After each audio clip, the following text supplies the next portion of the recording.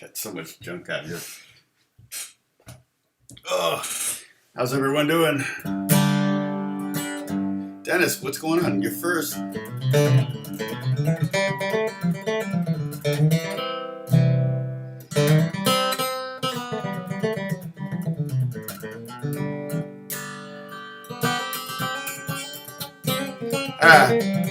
It's later there, so he's ahead of us in time. So he's actually we've been talking for 8 hours now. That's how far ahead he is. So Holly, how many sips do we get from that banjo video?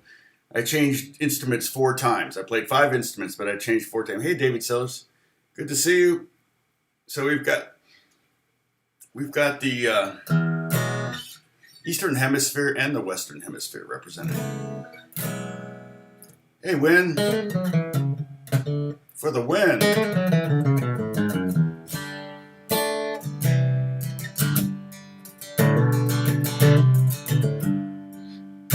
Yeah, 6. Oh, so it's 6 p.m. So you're 9 hours ahead of me.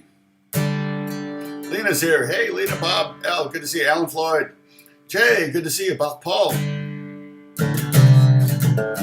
Paul, I think we did an original song, didn't we? We did like Pinball Wizard, Stairway to Heaven, and didn't we have like an original song in our... Oh, I've got to click away from Discord. Wow, a lot of people on today. What's the number look like already? Well, it says 11, but I feel like it more than that. More than 11 people have... Oh, there we go. It just jumped up to 14. We'll get going here in a second. Good to see you, Robert Prescott. Jack Lloyd in the house. Oh, you're in Northern Washington. My daughter just moved to Spokane.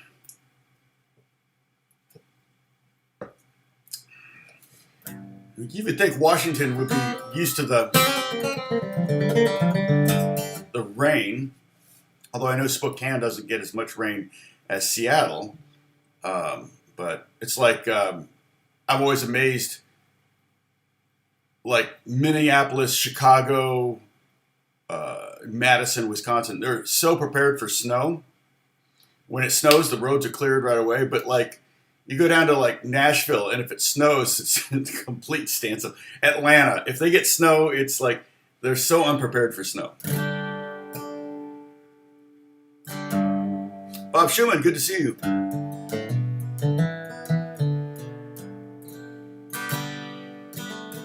Oh, it's flooding in Western Washington too. Oh, my daughter didn't bring it with her, I swear.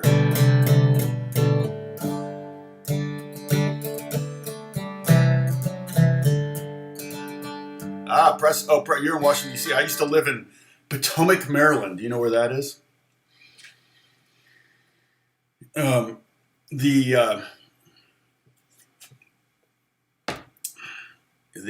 was a kid. It was, let's see, I want to say first grade to 4th grade, so it would have been like 1966 to 1969. Seems about right.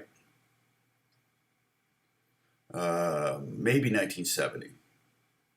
12 inches in less than a day. Wow, that is a lot.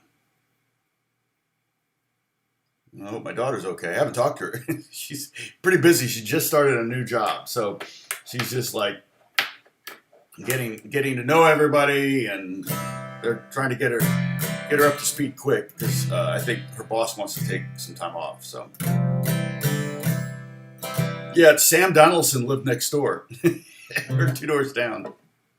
He took me trick-or-treating. There's a little known fact about me. Sam Donaldson took me and my little sister trick-or-treating with his kids. Oh, Silver Springs is nice too, yeah. Oh, John, you're from Silver Springs. Okay.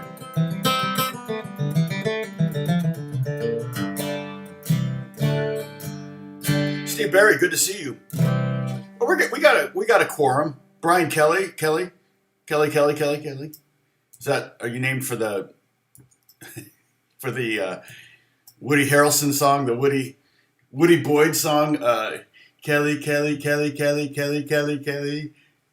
Kelly. Why? Because you're Kelly, Kelly, Kelly. Yeah, love. That's my favorite show. Cheers. And on that note, cheers. Everybody take a sip.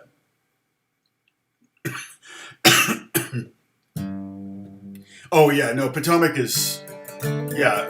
I don't know. We just live there, but all of the seven counties surrounding Washington D.C. are seven of the 10 richest counties in the country, which tells you all you need to know about politics in Washington. So, sadly, Aslan's here. Oh dear me, it's Strahle. Should start a band called Strahle or Van Strahle. Okay. Well, we were talking about the song elements of songwriting last week. I mean, look at the list we came up with. I think I thought of a couple others, but arrangement could also include approach to each individual instrument. So, for example, I'm going to get rid of these chords down here. Actually, I'm just going to change them. I'm going to change it to G, E minor, C, D. So we have the classic 50s. Move it up here. The classic 50s progression. Okay.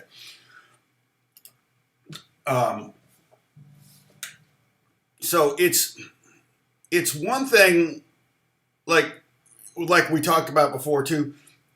People ask me, what do you write first? And everybody's different. I tend to write chords. And now, again, my career, I'll break it into two pieces, okay? The first half of my songwriting career, I wrote everything. Lyrics, melody, which we call top line, okay? The lyrics and the melody are considered the top line.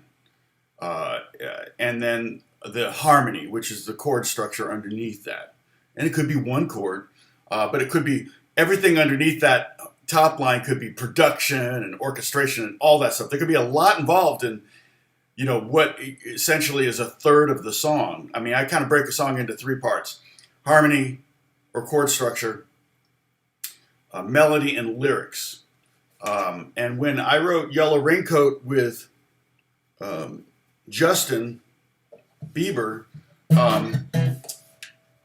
I wrote the beginning of the song. I wrote the song's genesis was with me and my guitar part, and then Justin wrote on top of that, and he wrote the melody and the lyrics. Now his melody might have been, and I really haven't listened to it that closely, but it might have been partly inspired by my guitar. It was 100% inspired by my guitar, but sometimes I play melodic ideas in my guitar parts, and those become melodies. I can't play it because I don't have I kind of still want to get it released. But I do have a song that I wrote that's the melody is in the guitar. So technically I'm writing two-thirds of it, and I just need someone to write the right lyric for the song, basically is what's happened. So a couple different writers have the song, and they know the other ones have the song. See if they can come up with something. It might be a little dated sounding, so it might not be something that could get released. But anyway, so we're going to... I work with Kelly Jekyll. I'll tell you. I can tell you a story about that. Kelly Jekyll's an actress and a singer, and we've written several songs together. And she has a notebook of lyrics. Okay, and this is kind of when we first wrote together. I got invited to a party in Beverly Hills. It sounds so, like it was a new internet television network release party or something. And I was hoping to meet maybe some people and I'd get some music placements or something like that. But I just don't dig the party scene. And it wasn't like weird. It was just at a hotel, like a hotel bar they rented out. And I go there and there's a band setting up. I get the free food. I don't think I had a drink because I drove and I didn't want to. One drink and I'm pretty dizzy, so I didn't want to take that risk. And from Pasadena, I was living in Pasadena at the time. It was, it would have been even, it might have been 30-minute drive home from Beverly Hills to Pasadena after the party. So anyway, I went, kind of begrudgingly I went. And so at one point, there's a band setting up to do some music, and there's a sofa right in front of the band, and there's a girl sitting there, and I'm like, I'm tired, I want to sit down. So I sat down next to her, and I'm trying hard not to be creepy, right? It's just like really hard to do. I'm so creepy. But I introduced myself. I say, hey, what do you do? And she goes, oh, I'm a singer-songwriter. I said, well, she said she's a singer and an actress. And I said, oh, cool. Did you go to school for it? She said she went to USC. Well, if you go to USC for music, it's very, very difficult to get in. You have to be really premier to get in there. And then, so I assumed she was pretty good. I said, I have a friend you should meet. There's a friend of mine that's a vocal contractor in town. His name is Jasper Randall, and he's like the top guy in town for vocal contracting for movies and TV shows and things like that. And she said, I had lunch with him today. And I went, you're kidding. Okay, so immediately several things got discovered at that moment. She knew I was connected. I knew she was connected. We were pretty much on level playing fields. Well, she said she liked to write, and I said I write a lot, and so let's get together and write. So we exchanged numbers, and we got together, and we wrote. And the crazy thing is that we wrote in like 5 hours. We wrote 6 complete songs. I just started playing some groove on the guitar or some idea that I had, and immediately she's like flipping through her lyrics, and she's looking for, and this is critical, okay? This is something that amateurs and beginners don't quite get. And you can tell, this is one way you can tell the difference between an amateur songwriter and a pro. She was looking for a lyric whose lyrics matched emotionally, lyrically, however you want to think about it, the music that I was playing, okay? If the song was like,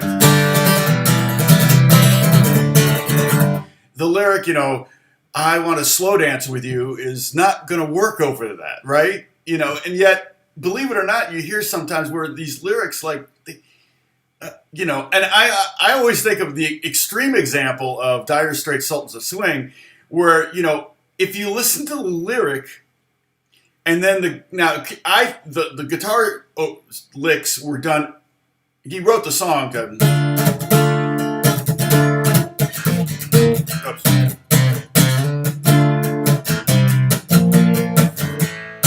which is a cool chord progression. Basically 1, 7, 6, 5 in D minor. And so that would be D minor, B flat, C, B flat, and A major 7, basically, or not A major 7, sorry, A7. And that gives you a nice 5-1 cadence that brings you really strong back then. Well, if you listen to the lyrics, there's one that's like, the church bell rings, and he goes, like that, right? That's the church bell. He goes, Guitar George knows all the chords, and he's like, right? He does that. So now that's the guitar reacting to the lyrics. It's not the lyrics reacting to the music. But what Kelly did was she would flip through her book of lyrics. So in Kelly's case, she writes. I know, isn't that great, Bruce? Crazy, huh? Bruce is keeping track of this. I don't know. I mean, it's slowed down. Let me look at. Bruce pointed out that 300 new. Let me just look at the analytics and see where we're at here. Well, 9,500 views. So the views drive the subscribers. 1,200 plus subscribers in the last 28 days, which is less than a month. So that, it says 186 more than normal. So that's pretty cool. And the increase, so I got like up to 12,000 views per 48 hours, and then it kind of dipped down to under 10, and it's been sitting there, which is nice, because it had been at 6,000. Keep in mind, it used to be at 20,000. So it's down a lot from last year and 2 years ago. But anyway, So when you ask me, what do you write first, lyrics or music? I almost always write the music first, um, mainly because I'm a guitar player. Kelly's a singer; she writes lyrics, but sometimes she has a melody for me. But my guitar, she didn't have a melody attached to all of her lyrics, and that's why she could flip through this book, pull up lyrics, and I don't think "Crybaby" was one of the songs that we wrote, but we wrote a song called "Crybaby," and that song got into a Netflix movie called um, Walk Ride Rodeo. I think about a kind of, I think, a true story about a girl that had a car accident and she got paralyzed and she worked her way back to riding horses competitively. So it's kind of a cool. I mean, it was okay. It was it was maybe slightly better than a Lifetime movie, but we got music in it, and the music shows up at a very powerful moment in the movie, which is always great if you can get that placement. I think. Remember the Hawaiian ukulele guy, the big guy? He passed away, sadly, but he was so big I didn't know how his heart could work that hard. But the ukulele guy that did the medley of "What a Wonderful World" and something, and that medley, that song was pre-recorded. It was something that he had released. It wasn't recorded for the show, but it was put in that TV show that George Clooney was in as a doctor. Was that ER? I don't remember. I never watched it. And they put the song in, I think it was the placement, and I think it was Alexandra Pasavas, she's was the music supervisor for that show. She put that song at the moment that he was dead. Like everybody realized he died or something. And because he was going on to do movies. That's why he died. So, and so, it was like that song just went crazy. I mean, it was on the radio. He sold millions of copies of it, streaming, all that stuff, illegal downloads mostly. And so that was Izzy, Somewhere Over the Rainbow, and Wonderful Life or something, but that's the one I'm talking about, yeah. And I'm pretty sure it got famous because of that placement, but that's placement. Getting a song in a show is one thing, but getting a song in a show at a powerful moment will really kind of propel that. And it was interesting because we, when we uploaded the song, we paid extra or signed up for Shazam, and it was fascinating to watch the premiere of that movie. When they premiered it on Netflix, our Shazam, like we were getting 3,800, at one point we got 3,800 Shazams an hour, or 4,000 Shazams an hour, because people were watching it and they're like, what's that song? If you've ever done that when you're watching TV, you hit the button and you go, oh, okay, and then they either download it or they put it in their playlist. I don't know. I could log in and see how that song's doing. It hasn't really generated a lot of revenue, let's put it that way. I don't think it's exceeded the license fee, which I think, because it was low budget and it was a friend of hers, kind of the reason we got the song in the movie in the first place. Always connections. I think we got $1,000, so we each got $500 or something like that. So I don't think the royalties from that song has. Well, I take it back. The Netflix royalties might have exceeded that. If I were to add it up over the last, it's been a couple of years now. So.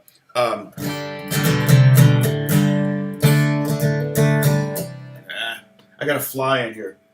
I had a spider last week. Still haven't found that spider. Now we got the Lord of the Flies here. And he's been flying in my face. Like, hilarious. I mean, it's like, what's going on here? Am I sitting outside? Did I bring the outside inside? Okay, so Kelly writes lyrics first. And I've written lyrics first. I like writing lyrics. Or I did back in the day. Haven't really done it much anymore because it's not my role anymore. Like I said, I've divided my career up into my songwriting career in half. The first half was me writing everything, and the second half was me collaborating. And the first half I had zero success, and the second half I had lots of success. The song I played for you, Madeline, which actually I'm starting to kind of map it out and try to decide if I want to record it. and try and decide who, if Beth is going to sing it, if I'm going to sing the verses, she'll sing the choruses or something like that. Are we buffering? I hope not. I just saw red on my little indicator down there. But that song, Madeline, which I just kind of pulled out because I wanted an example of something I wrote. And then I realized that's a good song. I really like that song. And you can see me crappily singing it if you watch last week's episode. But if I were to play this chord, fly, do you see it? Can you see the fly? Is the connection?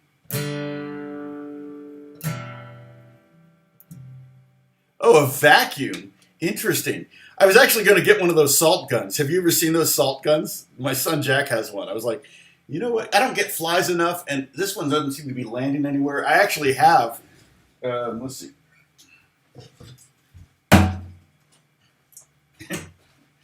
I bought an Amish fly swatter. It's made by the Amish. It was expensive too, but I thought, hey, what the heck? Why not? So I have it on the ready if you land somewhere, but I just don't want them to land on my big screen TV and then swat the crap out of it, or on my Starbucks. I don't want to swat the crap out of my Starbucks either. I said crap, and therefore we're now PG-13. Gary Schultz, good to see you. No, I haven't put that up yet. I kind of want to record it, Gary, so I'm kind of thinking 50 watching. Are you kidding me, Holly? Wow, that's crazy. Hey, everybody, we're talking about songwriting. So what is this? No, dang it, this right here. These are all the things that we came up with last week that are parts of the song. A song can be just, I wouldn't say a song could just be lyrics. That would be a poem. Song can't be just melody. That would be a jig or something. I don't know. It can't just be. A song could be just melody. I take that back. Because melody can imply harmony even if there's no harmony at all. If it's just one line, it can still be a song. Just strumming chords, that's an accompaniment. I wouldn't call that a song. It has to have, if it's going to have chords, it should have a melody. The song, I'm still waiting for Emma to finish the artwork so I can,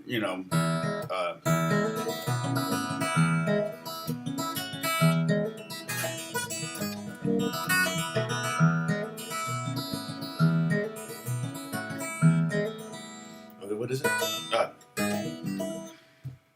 What is it? I don't even know what I'm doing.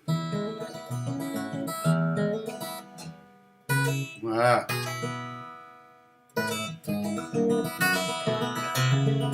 haven't played it in a couple weeks. And I have no nails right now. That really messes me up. I said that yesterday when we did our Christmas tree lighting ceremony at church. I don't know why so early. But I said that, I'm just going to strum the song because I don't have fingernails. And one of the singers looked at me. She looked at me like, what? And I went, you do know that that's part of the tool of playing guitar is having... She goes, well, you're the tool. No, she didn't say that. She thought that. I thought she thought that. See, so I was offended because I thought she thought that I was a tool. But song... So chords by themselves. Now, like that song, technically the harmony there is technically E, B, A, E. E, E. And this song, which I'm going to release very soon, it's already uploaded to CD Baby and everything. It's called Emma Louise, and it's just a solo fingerstyle guitar thing. It has a harmony, and what I wanted to do was write something that was in standard tuning for fingerstyle, because there's so much like Gad and Open D and Open G and all that kind of tuning, the weird tunings for fingerstyle, because it's kind of easy. It's easier, to play fingerstyle and open tunings because you can just do that and it sounds good, but not in standard tuning. So I wanted to write something in more in standard tuning on that had a lot of open strings though. It's very open sounding. Anyway, so harmony. So I've got a harmony written right there. You see that? And this is our classic There's the fly. Oh, look, he's right there. But I can't. No. You knew I didn't catch it. That's a standard 50. God, right in my face. Standard 50s harmony. Right? And so if I were to just go 4 strums of each, quarter notes, 1, 2, 3, 4, 1, pretty darn boring. Not inspiring, okay? So when I say when I write songs, I start with the harmony.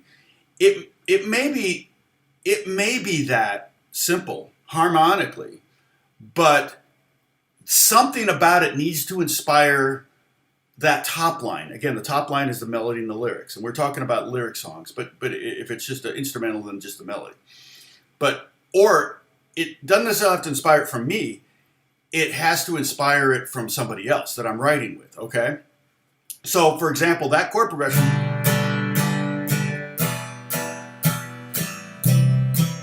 Not going to really inspire anything. Okay. So, but if I did something like.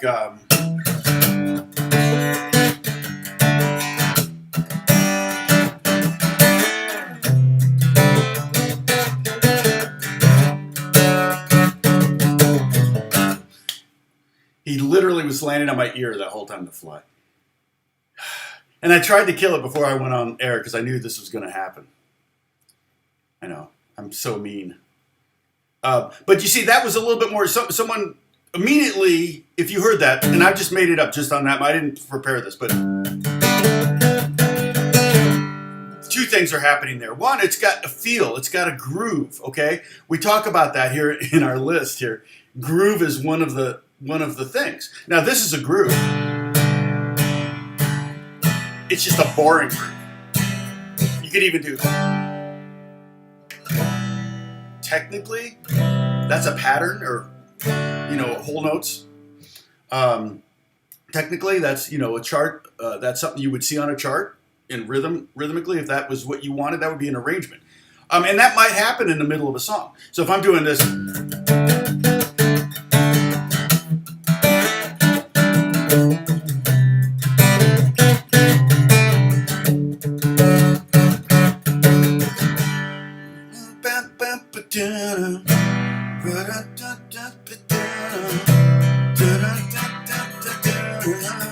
Okay, that's our melody. Pretty simple.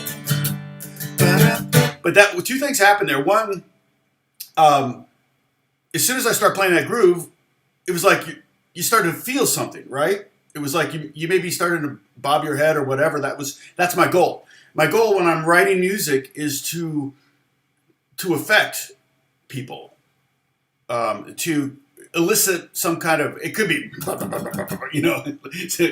death metal, and that elicits another emotion. But the goal is to elicit some kind of emotion, some kind of response. The other thing that I put a melody in there. So whoever wrote that, wrote over that, wrote a top line to that, might go.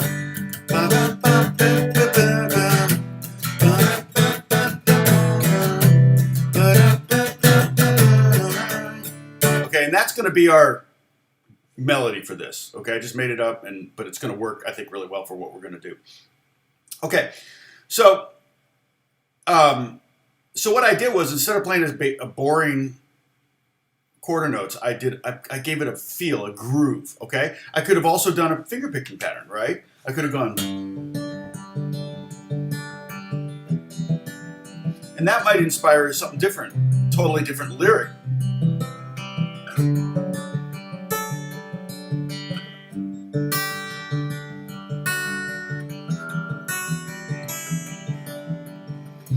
Again, I don't have nails right now, so it's all flesh. I'll play the John Lennon D. Okay, so that inspires maybe a different lyric or melody would get written over that. Okay, if I went,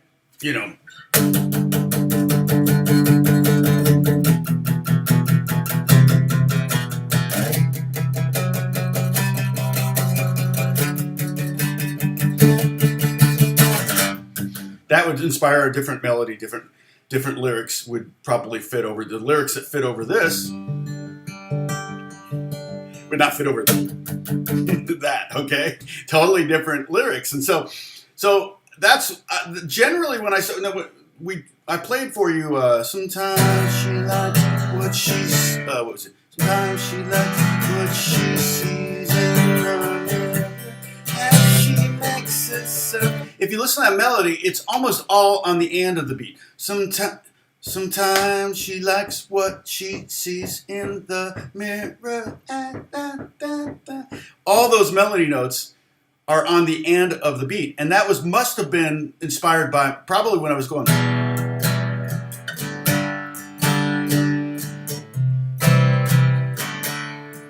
I wrote this song in 1990, so I don't really remember the what the complete origin of the groove or the feel or the song. I doubt that it started with the lyrics, because that's not usually how I write anyway. I usually start with the music and then kind of let that inspire. Sometimes the lyrics and melodies just come simultaneously, but then that's only for a second. And then I have a melody, and the melody's locked in, and now I got to come up with more lyrics. And like I said, with that song, I think that fourth verse, I did 2 verses, chorus, chorus, and another verse, I think. And writing that fourth verse was the hardest thing, because I created inside rhymes inside of rhymes. Like, remember, it was like, sometimes she likes what she sees in the mirror as she makes herself. Sometimes she wonders if she'd hate herself if she was someone else. Right? That was the first half of the verse. And self-esteem in a evasive dream, one day by hour by moment. It matter then as a chronic, and if it's for sale, should alone it. Okay, so there was a lyric, a short rhyme, and then a line that ended with a rhyme, and then there's 2 more, and it was like, so replicating that pattern for 4 verses was brutally hard. Okay, but the bed of that song, which is actually just these 3 chords reversed. In fact, we're gonna do actually that's the next thing we're gonna do. We're gonna mess with it. Now, we're gonna mess with the harmony. Okay, so we get to my right, your left. Here is our harmony. Okay, we're gonna keep it, let's say, a bar each for now. The idea is to keep it simple, but then there's literally a billion things you can do in arrangement of that harmony, right? I just played it. I mean, this, rock. You could do 50s,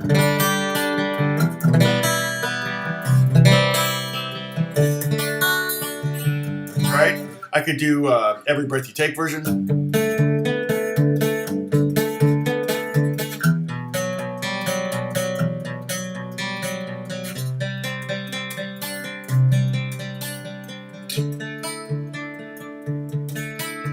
Which is basically that chord progression, up a half step, and then he plays the D, the 4 and the 5 chord twice as fast as the 1 and the 6. But this is what's called a 1-6-4-5 progression. Okay, here's why. That's kind of the Nashville number, and I could have written those instead of these letters. Okay, if you write 1-6-4-5, it's technically could be in any key, whatever key you wanted it, and that's what they in Nashville. They'll be like, what key? They'll say, oh well, let's do it in A flat, and everybody gets their capos out and goes first fret and plays it in G. But if we were to map out the G major scale, okay, we're in the key of G, and give each one of those notes in the scale, the do, re, mi scale, numbers, we'd have 1, 2, 3, 4, 5, 6, 7, 8, and or 1 again. And if we build triads in each one of those notes, we'd get G major for the 1, A minor for the 2, B minor for the 3, C major for the 4, D major for the 5, E major for E minor, sorry, for the 6, and then F sharp diminished for the 7, and then back to 1. Now, oftentimes, instead of playing, if I want that F sharp in the bass, I'll play a D over F sharp. I'm not going to play a diminished chord. Just, it doesn't really work itself into adult conversation very often. So the diminished chord's a little bit kind of an outlier. I use it sometimes. I used it on the ETA song for Bieber. But a diminished chord, like in that song, I went B7 to D sharp diminished 7. But that's basically also B7, but with a flat 9. Basically, it's that chord, which I also used in the song. But it's like a...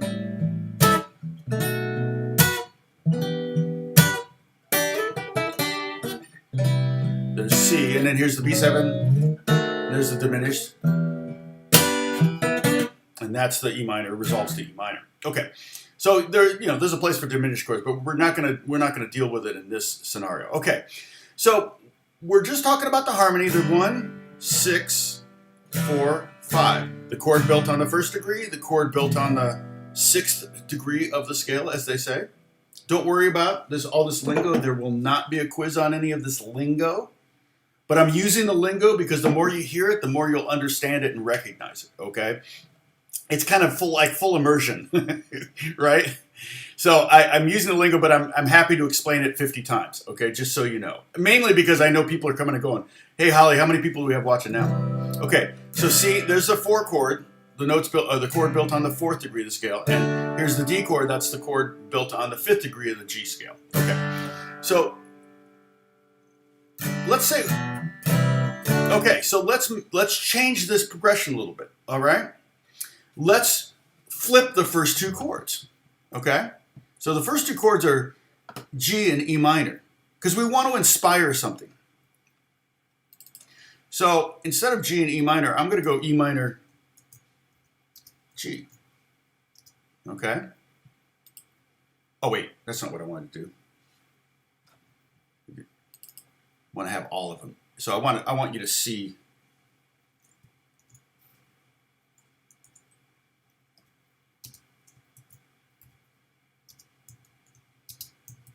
All right.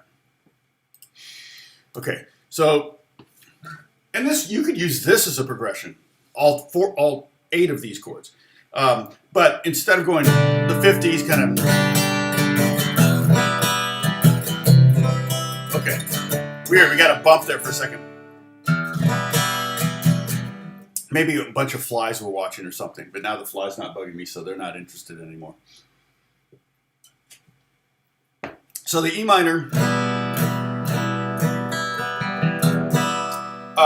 we're starting now on the 6th chord, going to the 1 chord. Okay, now what was our melody?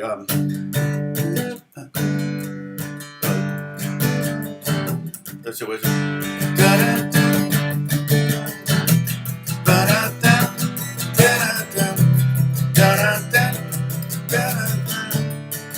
Okay, now one thing, little trick here. If we're in the key of G, okay, the minor sub for G is E minor, and you could say that the major sub for E minor is G. Okay, so what are we doing? Essentially, I mentally, or the actual mechanics of what I did was I just flipped those first 2 chords in this chord progression over here. Just flipped them, and to create a new progression, so that just to kind of randomize, because you could say it was 1 6 4 5, and now it's 6 1 4 5. So we're kind of trying to make it a little different. Maybe that'll spice it. Let's see if the melody works. Well, I can tell you right now, because we did the minor sub for G and the major sub for E minor, that this melody is going to work fine. Okay.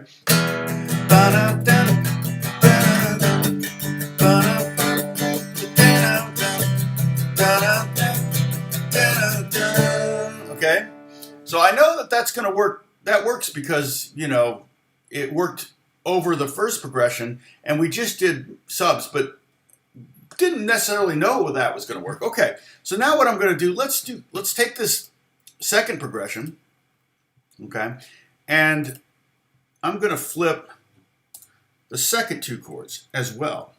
Now I could go back to the original progression and flip the second 2 chords. We might do that. We might end up there eventually. Okay. So now we have a new progression. All right. Let's see if the melody works over this. It might still. Okay. So.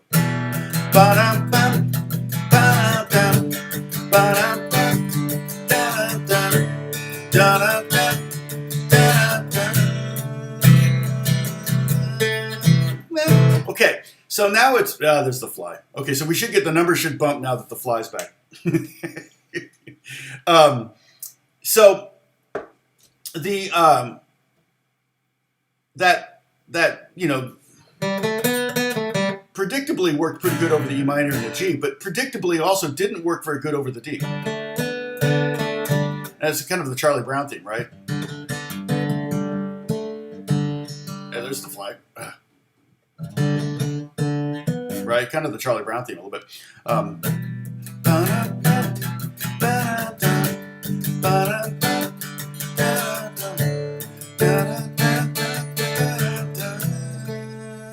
And we land on the A note, which was the 5, which was a note in the D chord. Okay.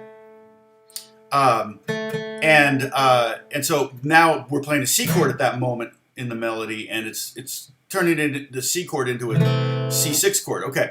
So you might say that melody doesn't work, but I say actually what you just did and what we just did, or I just did, is I forced myself to write a melody I never would have written.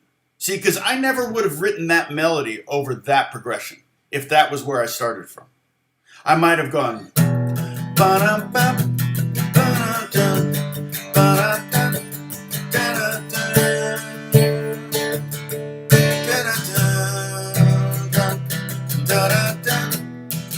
You know, I might have done something like that, right? But by writing the melody and then changing the chords, I ended up creating a melody that I wouldn't naturally write. And that's a good thing, because what happens if you were to sit down and this week write 100 songs and then analyze them, you would probably find that 50 of them you're doing the almost exact same melodic movement and melodic idea, whether it be up and down, all of them are doing the kind of the same thing. And so you get this kind of boring, you end up with a boring catalog of songs. You don't want that. So you can F yourself up by putting in a chord. Now, I could swap out that D7, and that D chord, and I could swap it with maybe a B7. And that would be kind of either, it might come off sounding a little bit more like a Latin pop song or just a pop song. So check this out.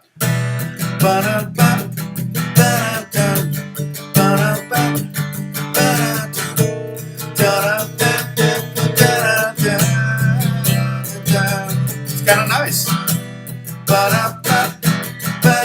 Now that's more advanced. We haven't gotten there yet. We might start doing that today. I don't know. That would be a chord that's technically not in the key of G, right?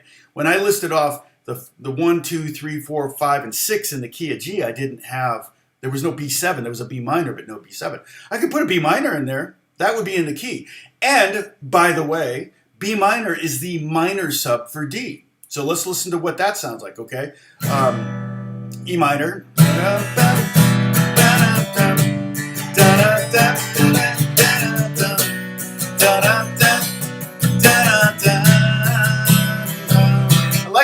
I like the A over the C now, right? I'm getting used to hearing it. I still want to resolve it. I still want to resolve that A down to a G note. Golly, this fly is just like...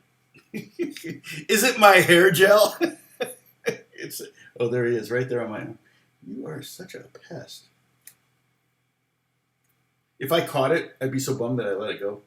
I need him to land. I got my swatter. Come on, buddy, land. Not on my face. Land somewhere. You know, I should start a new YouTube channel. Just Tom and Bugs or something.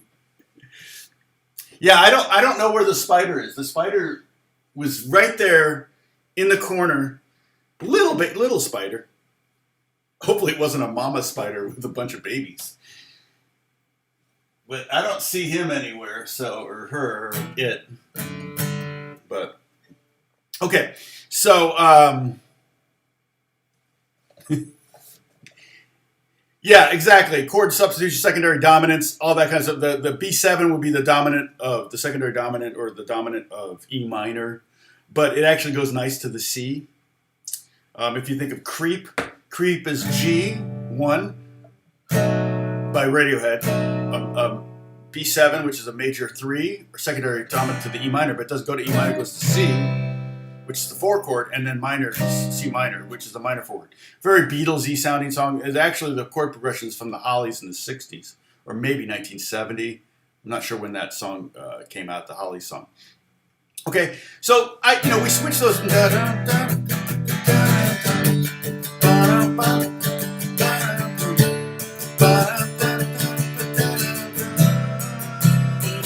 Now you do have a choice here. You got your melody and you're like, okay, I wrote a melody over progression A and now progression C. I've changed it so much that the melody is struggling a little bit. So you can change the melody.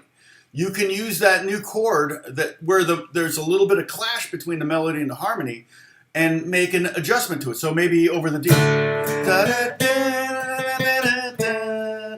Okay, so.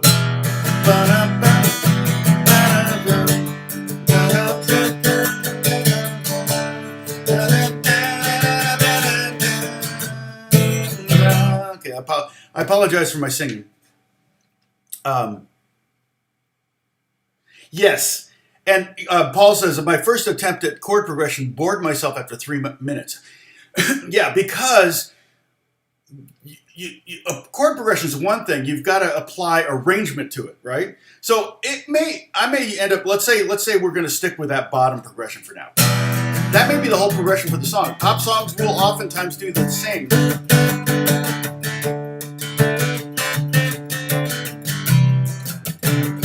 Okay, but then I might do.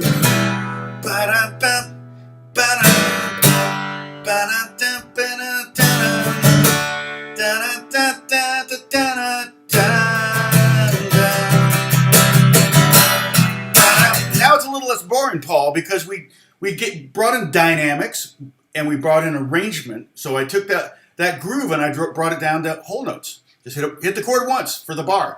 Boom. Let the singing in, especially later on in the 5th time you've done the chorus, the audience should know it. They can join in. It's that kind of moment, right? So you want to create moments with your arrangement. And so you can do that. I could also do something like, I could go, I could do more of a tight groove. So I could be, because remember, this is inspired. That's my groove. Then I could go.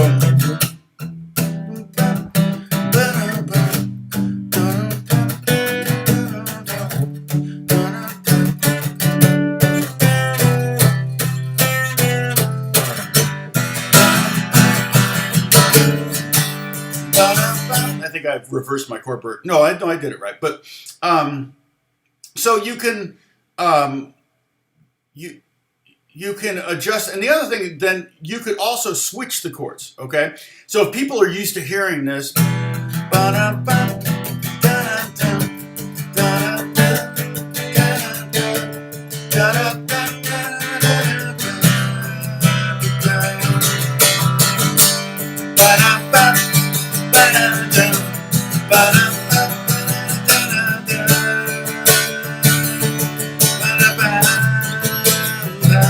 okay, so what I did there was I went back to the original chord progression for the first half.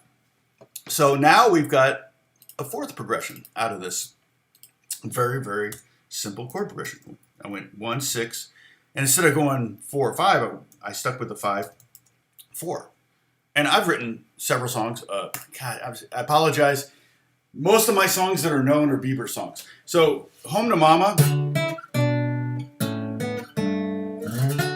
that I wrote with Sam Hook for Justin Bieber, that is 1, 6, 5, 4, and the entirety of the song is that. It never strays from that. And so what I did was I started simple, and then I added the 5th hammer on.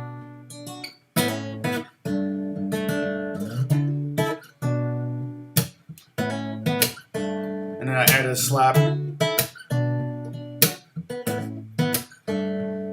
But what keeps that song from being boring is the incredible melody that Sam Hook wrote.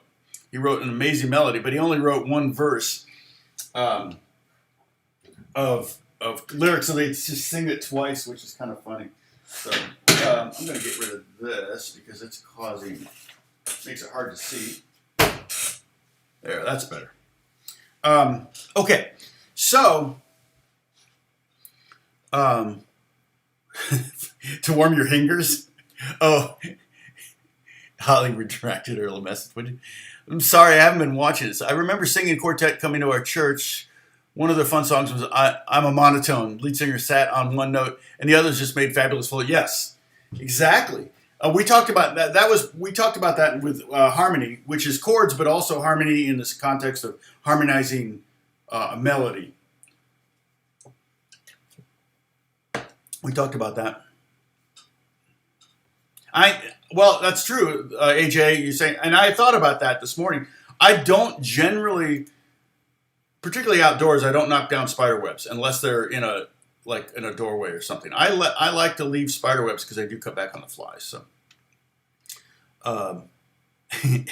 okay. So AJ, your fingers aren't cold. Your fingers aren't cold. You just can't type.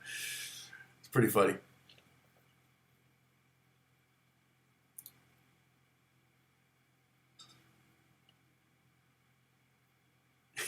Yeah, Paul, I missed that part of the comment. It's cooking something so bad you wouldn't eat it yourself.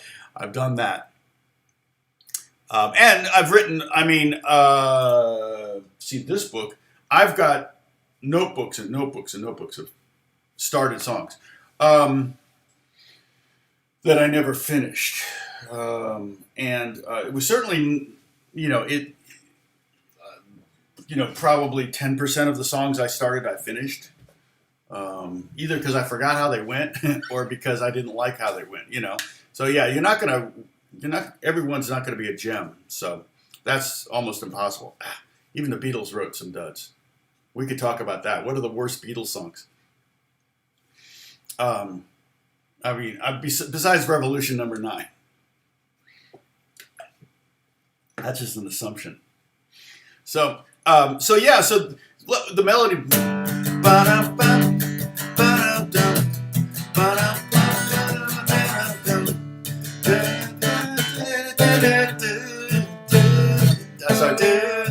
I'm gonna forget my melody. So that works over that, no problem.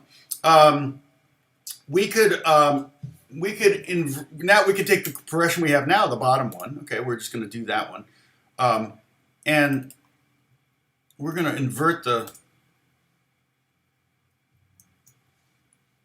We're going to invert the middle two chords. How about that? Mm-hmm.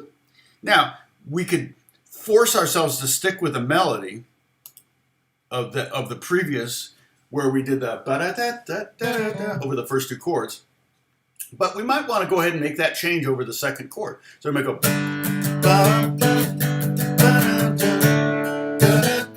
Let me just play the group so we can hear it.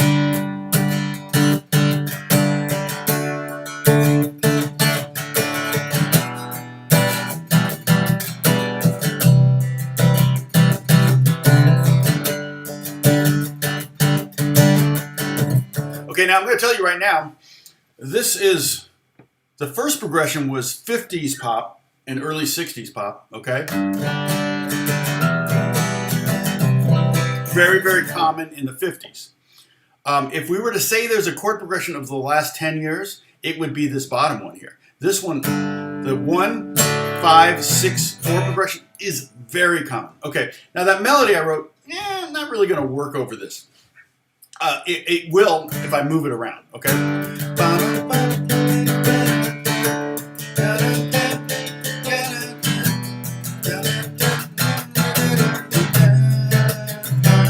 Okay? And again, I'm still sticking with my original groove. I could do this a lot of different ways. And also the other thing that I'm doing here to keep this very simple is I'm doing 4 beats of each chord. We're going to talk about this next today. Where we're going to actually change where the chords change, and that creates a different vibe. All right, and I'm not sure which chord progression. We may use the second one because that seemed to be the kind of the best inspiration for the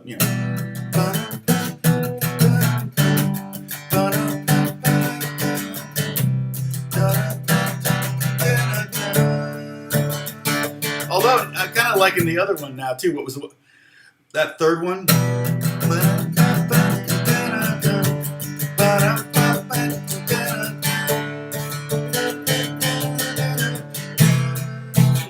That's not a bad one. That's kind of a nice little melody. So maybe we'll take that one. But what we're going to do is we're going to start to either push chords or make chords last 6 beats instead of 4 beats, and then consequently the next chord last only 2 beats. So I could go. So if I do 6 beats of E minor, 2 beats of G, 6 beats of D, and 2 beats of C, here's what that melody sounds like.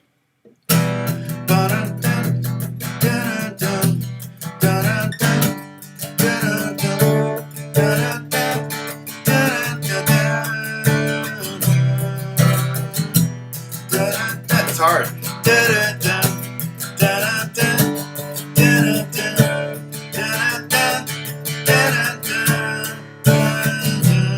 Okay? It almost fits that better going D to C. And you don't have to do both of those. But basically what I did was I did 6 beats of E minor, a bar and a half, and then just a half a bar of G instead of a bar each. And then the same thing with D and C. Okay? And those are kind of things you can do before you even start writing any melody at all. You can just start moving that progression. Okay? Let's take this bottom one here. The bottom one is, I would call the modern pop one. Okay? Well, one treatment we could do is we could make the bass line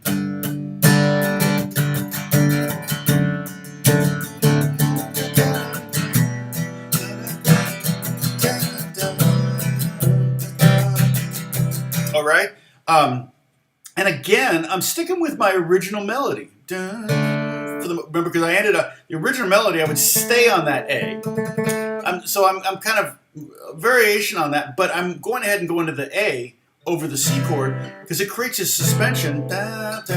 And again, it was derived at by writing the melody first and then swapping out some chords, and it ended up being something that I wouldn't have written over that chord progression, which is a good thing because then what you're doing is you're creating a more interesting melody that maybe hasn't been heard before. And once people hear it, regardless of what the harmony is, they'll be able to sing along with it, okay?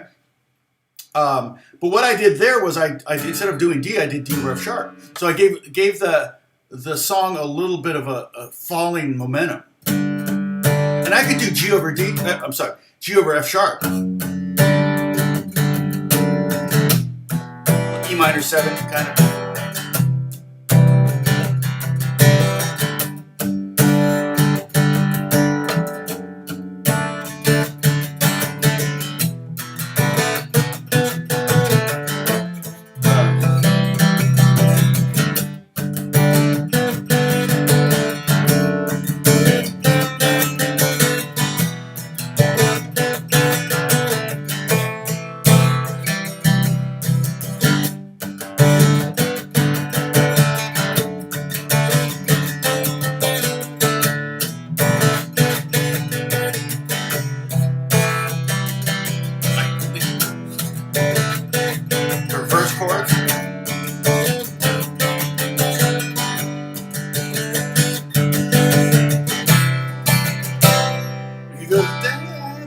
To sing that high today, but I don't.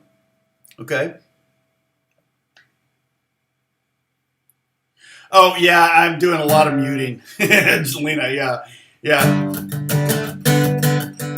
And I'm tightening up my strumming, so that's a whole nother art form right there. That's more kind of stuff that I developed out of necessity to try to clean up my playing. Cleaning up your playing, boy, that's a hard thing to teach. Okay, and so what I'm doing,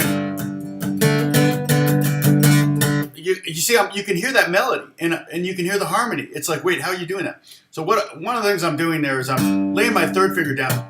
I'm not even playing the 5th string, so I'm making that dead, and I'm also not hitting the top 2 strings. So if I happen to hit the open B string, that's fine because we're in the key of G. It's not going to cause any offense.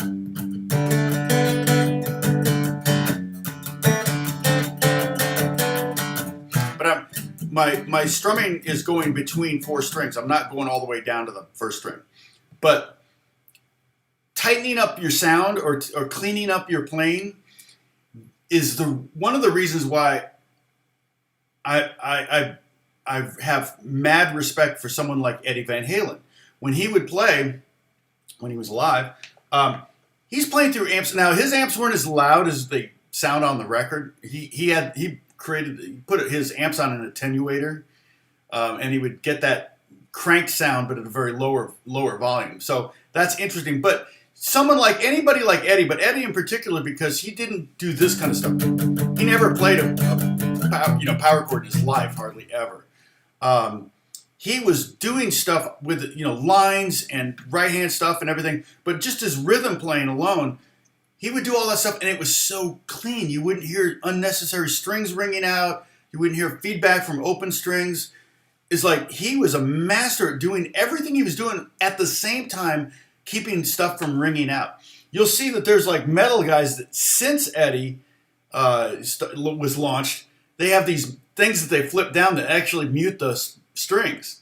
And I have one here. So if I'm doing something where I've got strings ringing out that I don't want, then I'll put this on when I'm recording so that I don't hear these either sympathetic vibrations or notes that I don't want. So yeah, tightening up your sound, that's pro level stuff. Cleaning up your sound, and you just kind of figure it out. It takes time. But yeah, if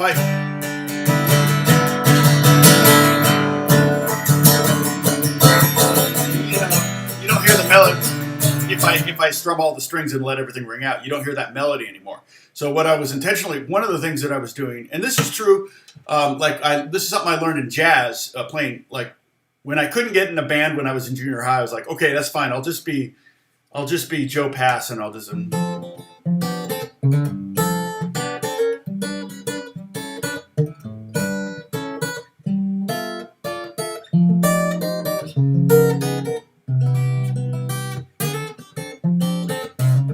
And what I'm doing there is I'm playing the melody and the chords, but I'm making sure the melody's the top note. Because if I buried the melody, if the melody was in the middle, you wouldn't be as likely to hear it. So what I was doing there, so I was making sure that the melody of what I was playing on this was the top note that I was playing, so that it jumps out. Also, that's not the lesson. Okay, I'm not the lesson is whatever, learning harmony and trying to come up with some harmonies to write over. The lesson isn't play this. Now, if you can get that down, great, because it's kind of cool. And it's a skill that you could probably apply to lots of things. But for me, that was the inspiration for my melody, right? I came up with this groove. This was not inspirational.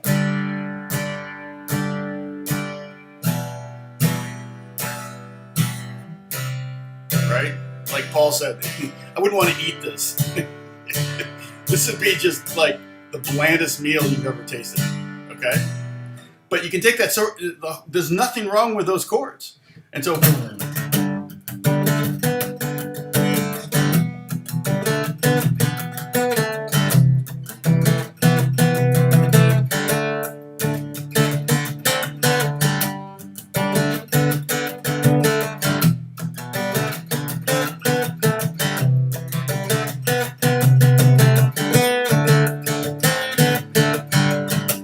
I'm just having fun, and I'm finding all these melodies. I'm like, oh, that would be cool too.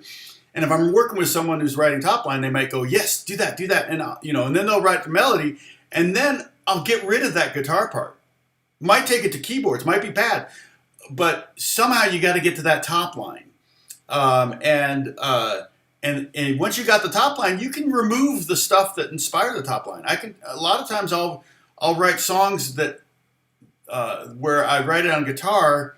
And then ultimately, when the song gets finished, there's no guitar on it because we got everything we needed from that, all the inspiration we needed for everything from that guitar, even the bass line, the drum field, everything.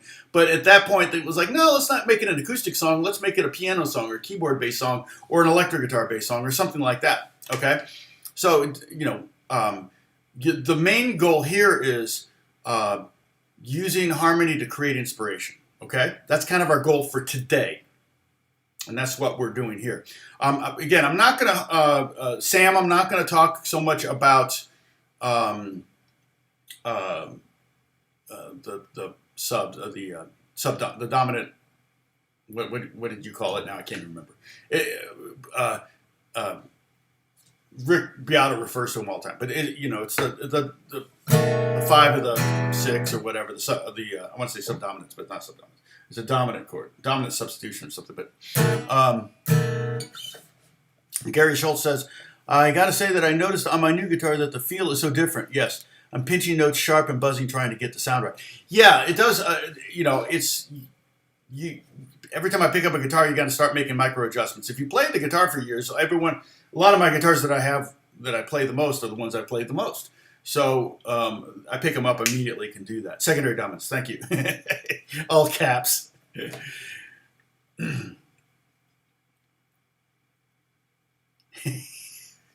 Sam's drinking again.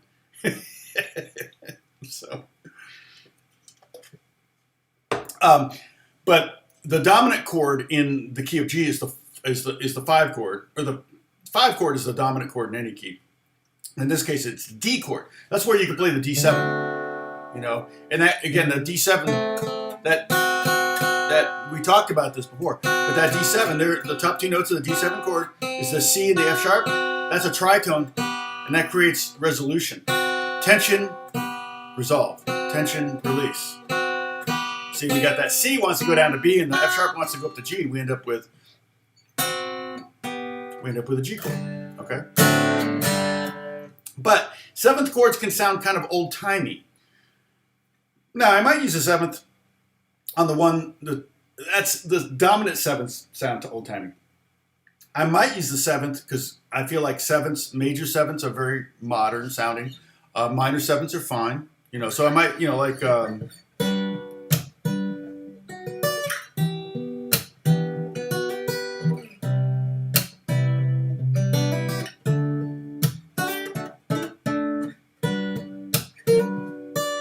in the hip-hop, I'm not hip-hop, but R&B realm.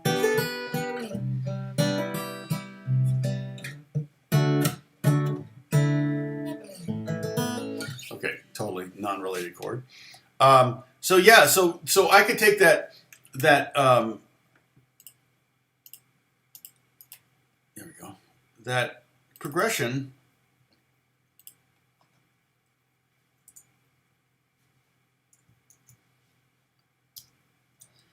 and make it maybe a little bit more interesting, or give it a sense of falling. Okay. And you can put seconds in any of these. Seconds are always fine,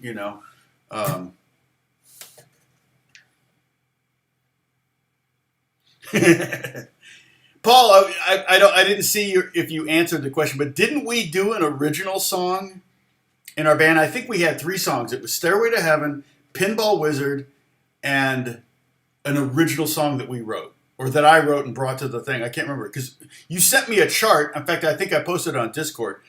That chart was for the flute part for Stairway to Heaven. Is that right? I forget now. I think it was the flute part for which really wasn't flute.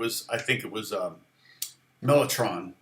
But recordings of flutes, or recorders, I think it was recorders originally. But that, it seems to me our 3rd song that we had 3 songs. It was an original. Oh, and somebody left me. I don't know if they're. Let me see if I can find it. Somebody left me a comment on last week's live stream. Let me go here, and I will touch on this. So if he comes back and watch, of course, we're already an hour and a quarter in.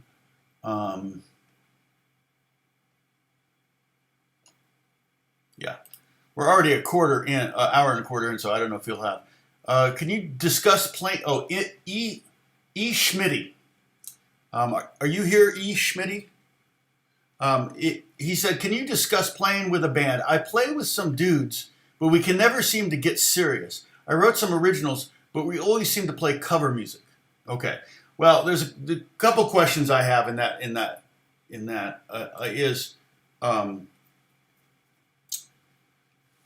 are you playing out anywhere? Because, a band's got to make money, and most people don't want to hear covers, I mean, original songs when you go out and play at a bar or something. They want to hear covers. Unless you're, doing a showcase kind of thing where you're playing, just for 30, 40 minutes, and you're expected to do covers. That's a different kind of thing where there's maybe 4 or 5 bands on the bill for that night. But if you're playing in a bar, then people are kind of expecting that. The other thing is if you're just a garage band, then there's probably no reason not to do originals. They may not like your originals, and maybe that's why they haven't done it. What I would do, and this requires commitment on your part, and I think that if you show this kind of commitment, then they might be less mellow. And what was the? Nah, I clicked away from it. Sorry. What was the term, the phrasing you used? They can never seem to get serious. If you get serious, they might follow you. They might not. They may go, we don't want to be part of this. We quit. But what I suggest in that case is go ahead and maybe book a studio with your own money. Put your money where your mouth is. If you really want to, and to book a studio and say, hey, I'm booking a studio for us for 4 hours. It may cost you $200, $50 an hour or something like that. I want to record my original song, and here's the date: 2 weeks from Monday or whatever, or 2 weeks from Saturday if you're a weekend warrior band. I booked the studio. We should go in there just say, hey, when can everybody do it? But if you practice on, say you jam every Saturday morning or something, that's your jam time. Say, okay, in 2 weeks I'm going to do this. Can we, I'm booking it so we can do this song. And don't try to do 5 songs in 4 hours. Try to do 1 song. Have another song ready to go, but you might need the whole 4 hours just to get the 1 song down. Might have to do multiple takes. You might have to do overdubs or whatever. But if you're serious and you shell out, in this case, say $200 of your own money to go into a studio, then they might spend the next 2 Saturdays spending some time working on your song before they go to the studio to get your money's worth, And then if what comes out of it is something that's pretty decent, then they might get more fired up, okay? A lot of times once you record something and you sit back and listen, you can be a lot more critical of it and kind of listen to it as kind of in a third person scenario and go, yeah, it's not as good a song as I thought it was, or these players aren't as good as I thought they were.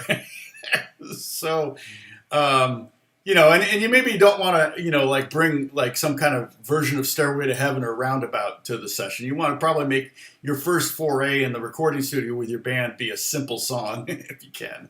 So, yeah.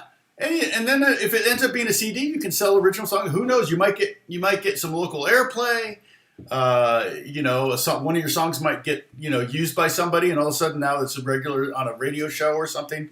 You just never know. I mean, you got to get out there, and I understand wanting to do original music. So when I was in Indiana before I moved to LA, I played in a cover band, and so we played mostly like funk, rock. Top 40 stuff. We played, Commodores, Earth, Wind, and Fire because we had a horn section. So we did R&B, funk, disco, everything that was popular in 79, 80, 81, 82. Not so much disco, but we did like Rod Stewart, Young Turks. Remember that song? We did Rosanna by Toto. We did a bunch of Earth, Wind, and Fire Commodore songs. Lady. We did. So we did a lot of. It was all covers. When I got to LA, I was like, I don't want to do covers because covers is you get paid for the gig and that's all you make. You never make any more money from playing covers than that. And I knew that the business worked in a manner where, if you can have original music and get successful, get signed and do, whatever, that you can have a career, a real career rather than just getting paid, I think I was making decent money with Malachi was the name of my band. Everybody take a sip. I was making decent money, maybe $100 a night or something. Back in 79, 80 was pretty good, maybe $150 sometimes. Sometimes we would do gigs for $50, but each. But most of the guys in the band were a lot older than me. Or they were all older than me. I was about 10 years younger than everybody in that band, and so they all had jobs and wives, and so they weren't going to do a $50 gig. So I was pretty pretty locked into making decent money. It made it more difficult to move to LA, to be honest. When I was 21, I was like, I'm giving up all this, but I'd probably still be doing that. So, hey, is Mamba? What's going on? And Salvador, Marley's here. Awesome. Am I missing anybody? Pepper, I didn't say hi to you. I see you up there. I just didn't say hi.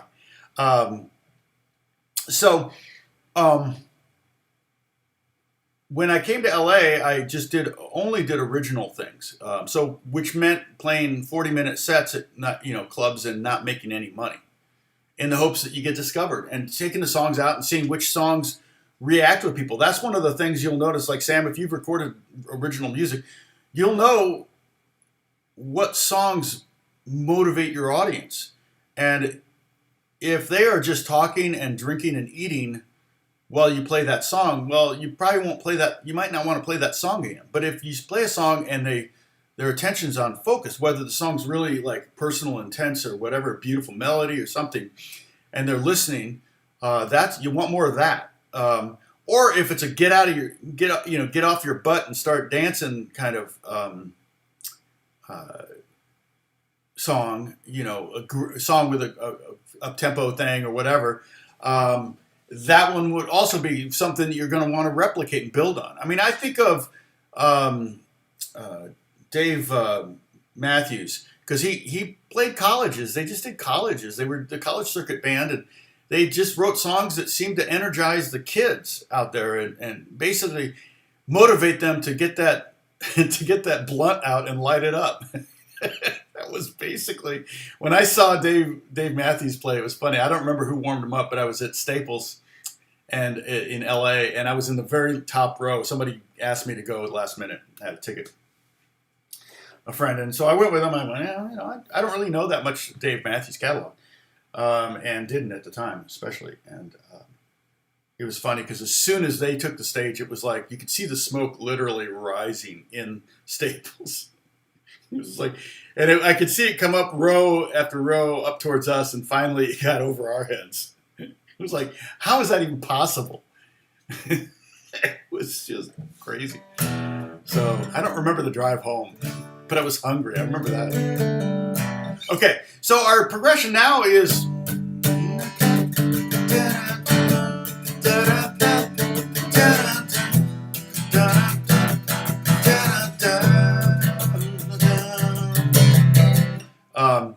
So that's a progression. We've changed it now. Now the next thing we're going to do to it, I really won't be able to notate as well without actually doing a finale chart or something like that, screenshot and putting it there. So we're not going to necessarily do that. But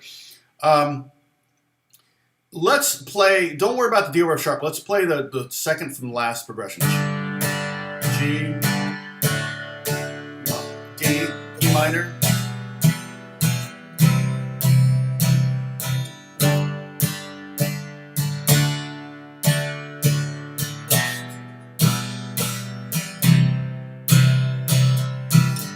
Is that the Journey song? What's the biggest Journey song?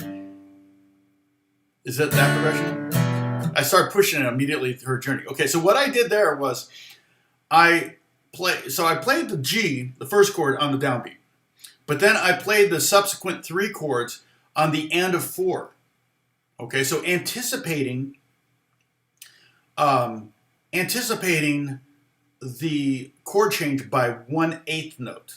All right, so I'm gonna play it slow. What we might have to do is play 8th notes so you can hear. But I'm playing quarter notes and then I'm pushing. So I'm going 1, 2, 3, 4, and 2, 3, 4, and 2, 3, 4, and 2, 3, 4, and. Well, no, I don't want to push that one. So that one can be. So I'm on C, right? 1, 2, 3, 4, and.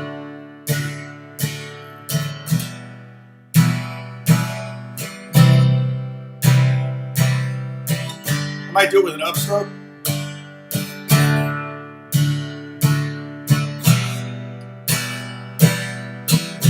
Try to get that down. Down. So G is going to be on the downbeat, but everything else is going to be pushed, what we call pushed. okay? I think talking about Malachi, my band in Indiana with the horn section, made me think of pushing. Because that would be like something, if you had a horn section, right? You can hear that.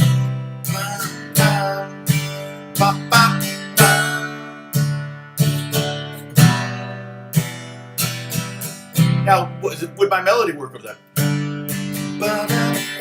That's up.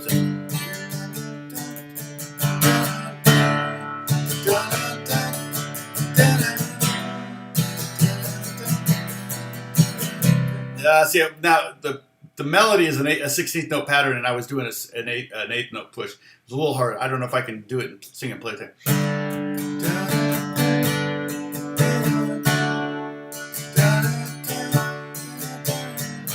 So I'm pushing on the 16th. I can do it. I do it on the 16th. So listen to this.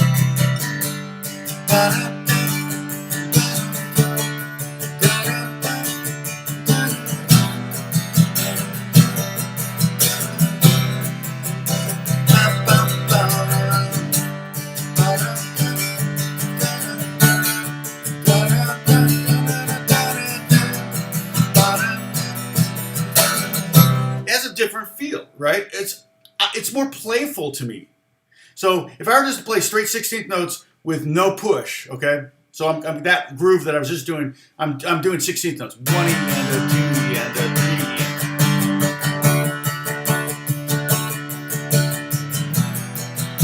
It's kind of a choo-choo train chugging along, right? I'm kind of swinging it a little bit.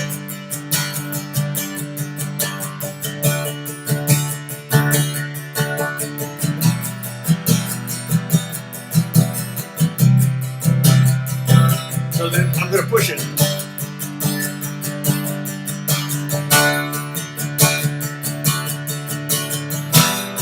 See, that's fun, right?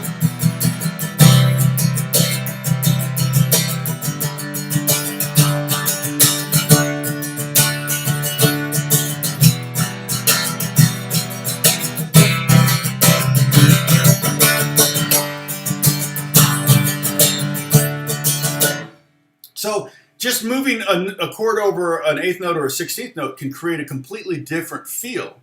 Let me try that 16th note pattern and move it over an 8th note, see what that sounds like. I'm not sure, so I concentrate. But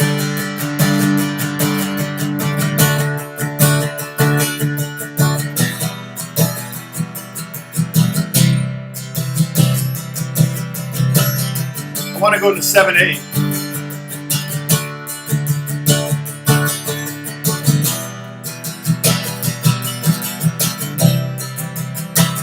Oftentimes you'll have to, somebody asked me to do a video about singing and playing at the same time too. Somebody, can you do some short video on finding the singing range? Oh, that was Cheese Pants. I don't think Cheese Pants is here. I might do a video on that. There's 3 things you want to figure out, okay? If you're to make a song fit your range. And now we're going from completely off of our subject. This is going to be more off of our subject because our subject is creating something original. When you do that, if you're writing the melody, you're going to create a melody that's in your range. You wouldn't write a melody you couldn't sing. But I'm gonna do a squirrel moment, go off track here, looking for the spider. I don't see the spider anywhere, and I don't see the fly. Now that I've mentioned him, he's probably gonna come out.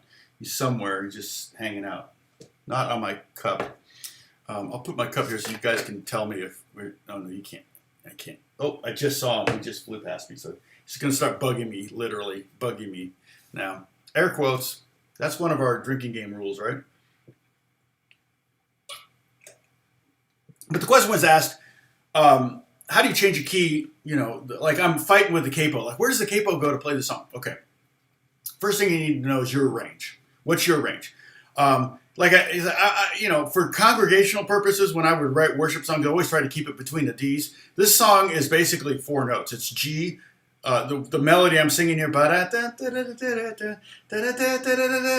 It was originally only 3 notes, G, A, B, so super narrow range, okay? But I'm writing the song, but let's say that's not a good range for somebody. Okay, but find out what your range is, then find out what key the song is in. And then that's the second thing. And the third thing is find out the range of the song. And that's the difficult thing. Well, finding out the key is hard too, but usually it's not necessarily the first chord of a song, because if you look, we could start a song in E minor, and that the key is G, not E minor. We could start on the 4 chord, we could start on the 5 chord. So that doesn't necessarily tell you what key the song is. But oftentimes it's the chord that the song wants to end in. Okay? So let's say I'm doing a you know, like...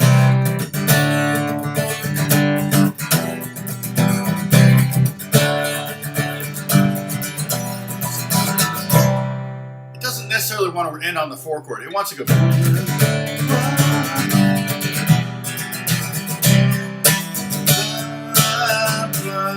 Right? That's the key it wants it. So okay, now we know the song's in the key G. Okay, now what's the range of the melody? So now you're going to have to map out that melody. So you're going to have to find your range. So if your range is F to F, and this song's in D to D, then you need to raise it up. Okay, but let's say the song's in G and it's G to G. Okay. And it's too high for you, then you want to go to F. Well, how do you go to F? Well, you're going to have to transpose twice, all right? So, because you can't put the capo down here. It doesn't work. I can't go G, oh, I want to lower it. You could lower the strings. You could tune everything down a whole step. So what you're going to have to do is you're going to go, okay, well, I'll play, if I play, I can play...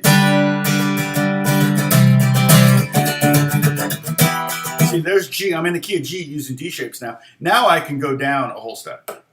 So it requires quite a bit of knowledge. I said 3 things, but actually technically 4 things, because then you got to figure out where to put that freaking capo so you can play it. Now, in the new key, and what was the old key, and all that kind of stuff. So it's I could do a video on it. It would be a tough thing to do. I'd really have to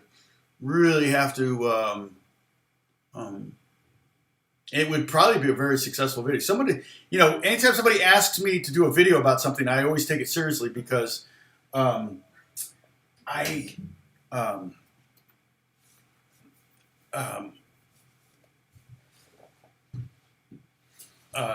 generally those videos end up becoming very, very popular videos.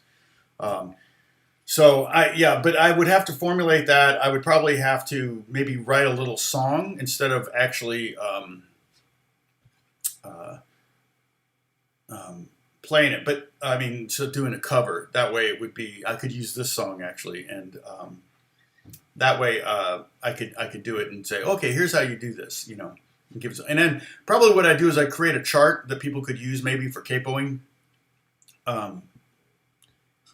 I have, Catherine has a spider friend. Uh-oh. Spider on your monitor. That's not good. So, I was just working on a guitar, a hook. Let's see, do I have my electric up? Okay, everybody take a sip, because I'm changing guitars. Yeah. So I was working. So for me, a lot of times, what I'm doing is I'm not writing full songs anymore. Okay, I'm collaborating. I found that I've been, just to reiterate for anybody that's new, I divide my songwriting career in half. The first half was songs that I wrote everything. I wrote the melody, the lyrics, and the harmony, and everything, even the arrangements. All this stuff here, I pretty much did myself, and I had this much success, 0 success. Okay. So when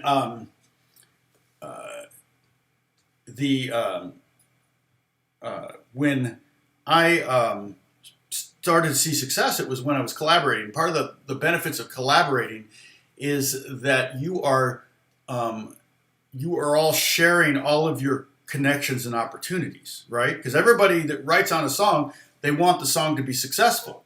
So if I sit down with a group of 4 people and write a song, and sometimes pop, you could see 15 people on a song. A lot of times it's just because the artist has to get a percentage and whatever. But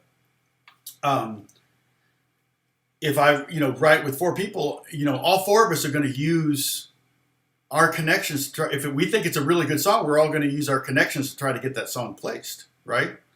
Usually what I'm doing is I'm writing with the artists themselves and others, the producer, maybe a top line girl, and me and the artist. So there may be 4 people in the room.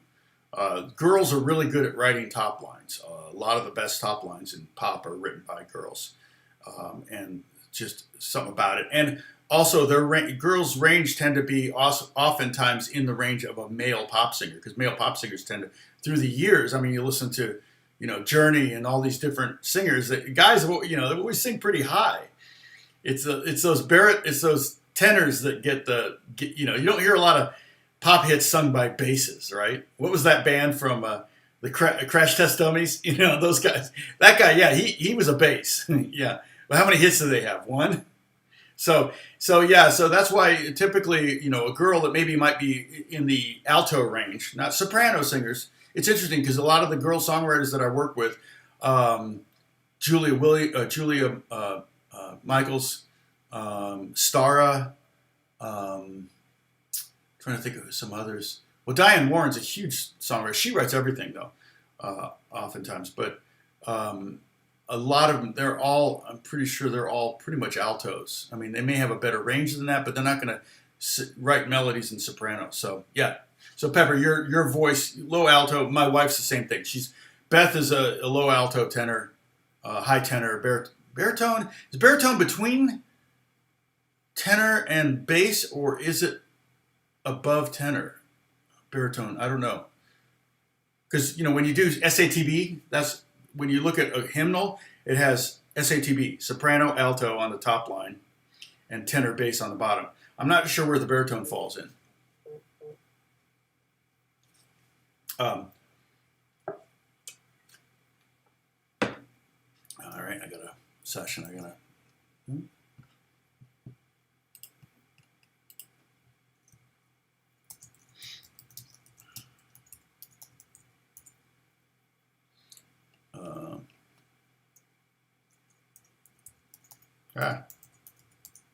Spelled tomorrow wrong. Okay, so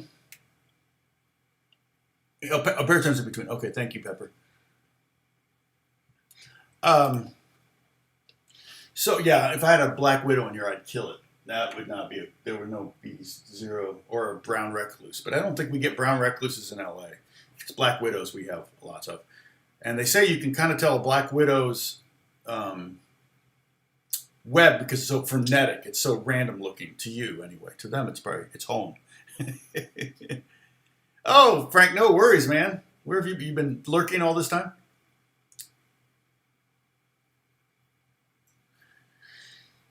Sam's giving me a Greek lesson. I need to study Greek with Sam,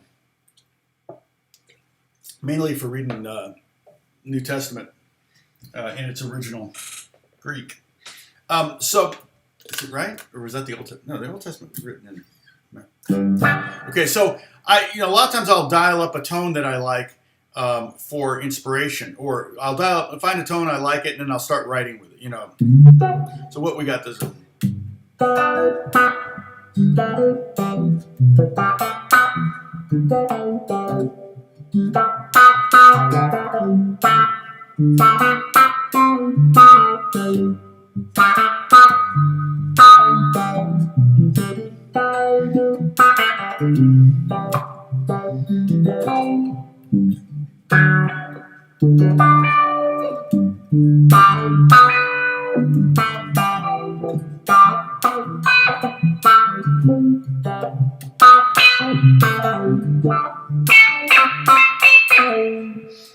I'll start messing around with all sorts of weird effects and things like that, and see if I can come up with something I like.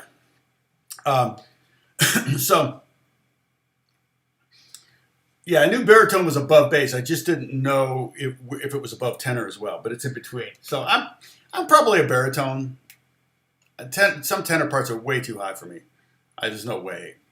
Sting is a tenor. There's a perfect example. What Roxanne goes up to D. Right? It goes up to D. I mean, that's ridiculous for a guy to sing that high. So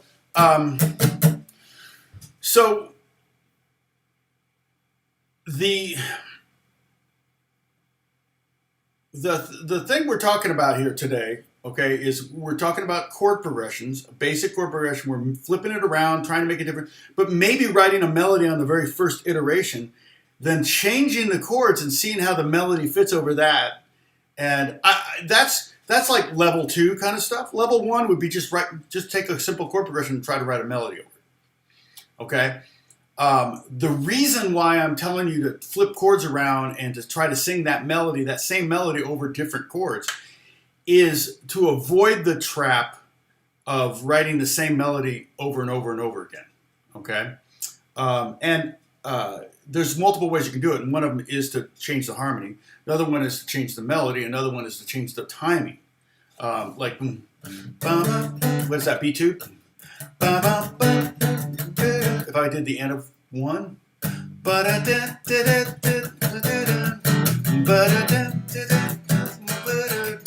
right? That's a different feeling song now than, right? So here's on the end of 1. I might end it in the same place, but I started in a different place. And what that does is it go, oh, wait, that's different. And I could do that within the same song. So the first time through, I might go.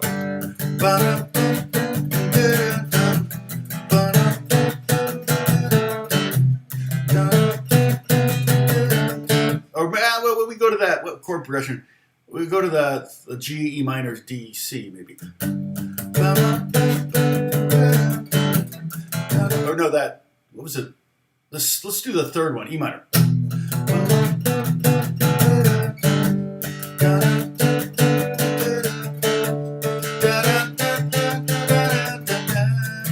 I think that's the best one.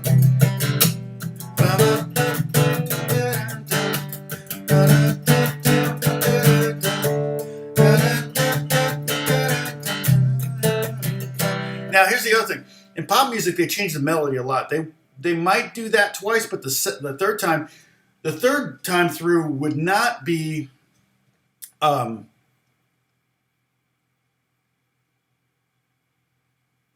Yeah, George Harrison would use the capo a lot. Yeah, I don't have a problem with that. I use the capo a lot because I think the song sounds sweeter. So when I'm writing original guitar hooks, a lot of times I'll put the capo up there because whoever I'm sending to will go, oh, that's a sweet song. Okay, I'll write over that. Whereas if I just use standard open position, a lot of times they're like, yeah, that sounds like a guitar. You know, that's not inspiring. You want to inspire people. And sometimes having this high instruments is inspiring. So for that third time through the progression, I could move that melody. So I meant to do it, but anyway, here we go. So it's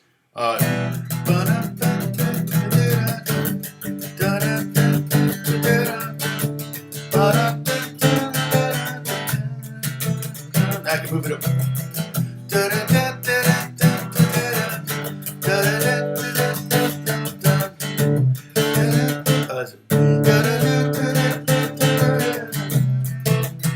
Now, you may actually go, oh, I like that melody better. Now that's my new melody.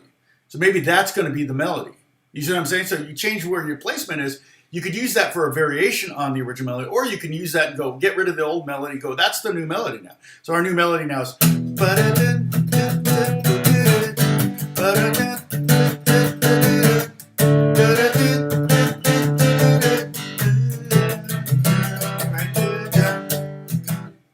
Now, in a modern song, if you did that 4 times in a row, that's boring. All right?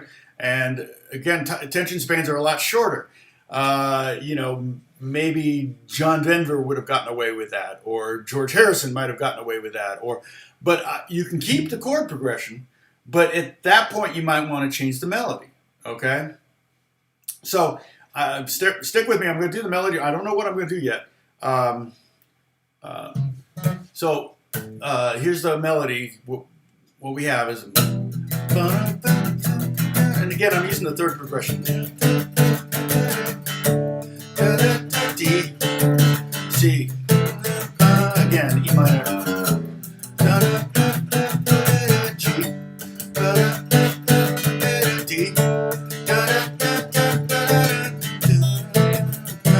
and then I might go, do that, do that, do that, do that, do that, do that, do that, do that, do that, maybe set up the do that, do that, do that.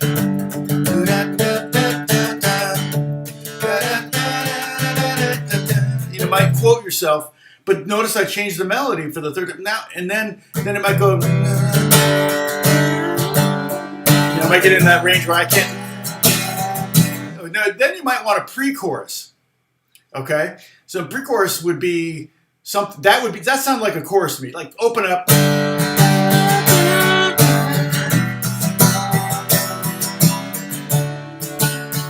Out of my range.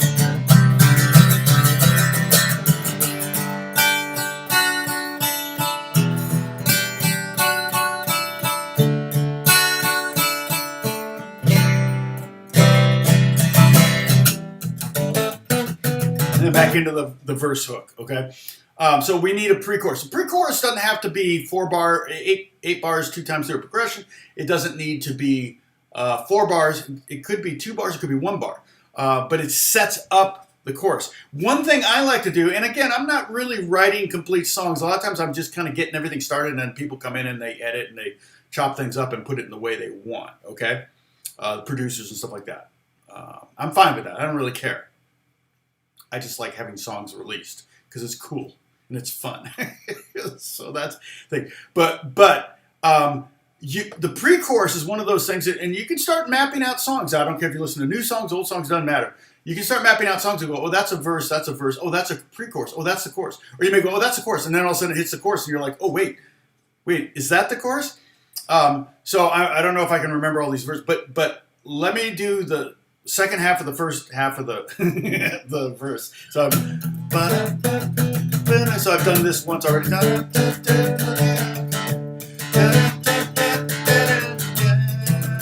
we're second half, and now I'm going to go.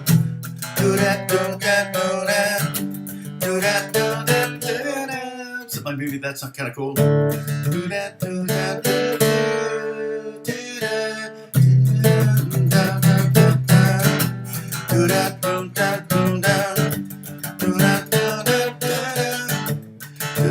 Let's see, what are my chord progressions?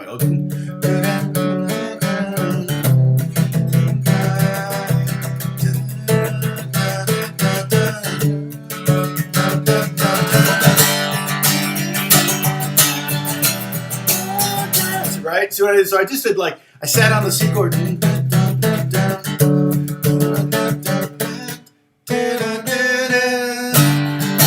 Maybe something like that.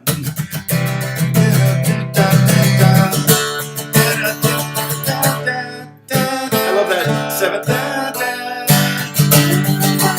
And now you're going, that gets you, that just it's like standing behind you and gives you a shove into the chorus. That's essentially what you're doing with a pre-chorus.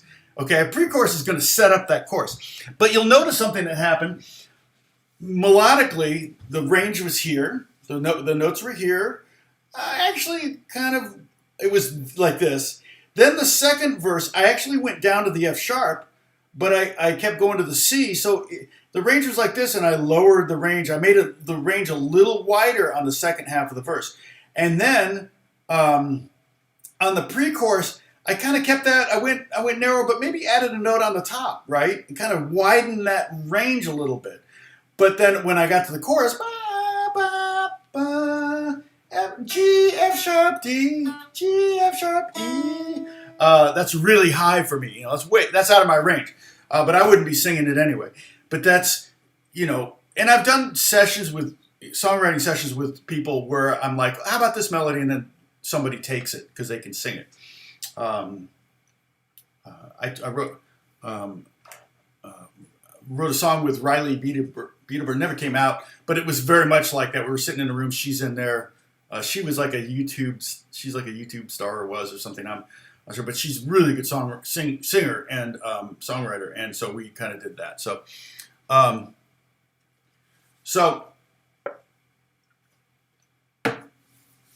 Oh, bye, Catherine.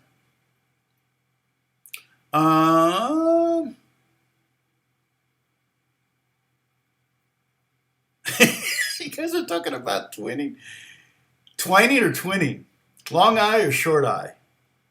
Twinning, I think of 2 people. Twining, I think of rope or twine. Oh, God bless you, Lena. Thank you so much. It means a lot.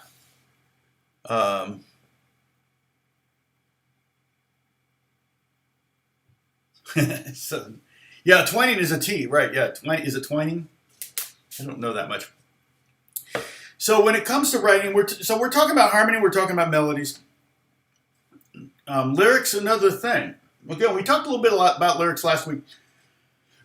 Um, you know, you could write really personal lyrics, but too personal, and that people are going to cringe. That it's like watching The Office or something. Um, uh, you know, relatable lyrics are great. Love song. I tell young songwriters, if you can find a new way to say "I love you," that's worth $1 million.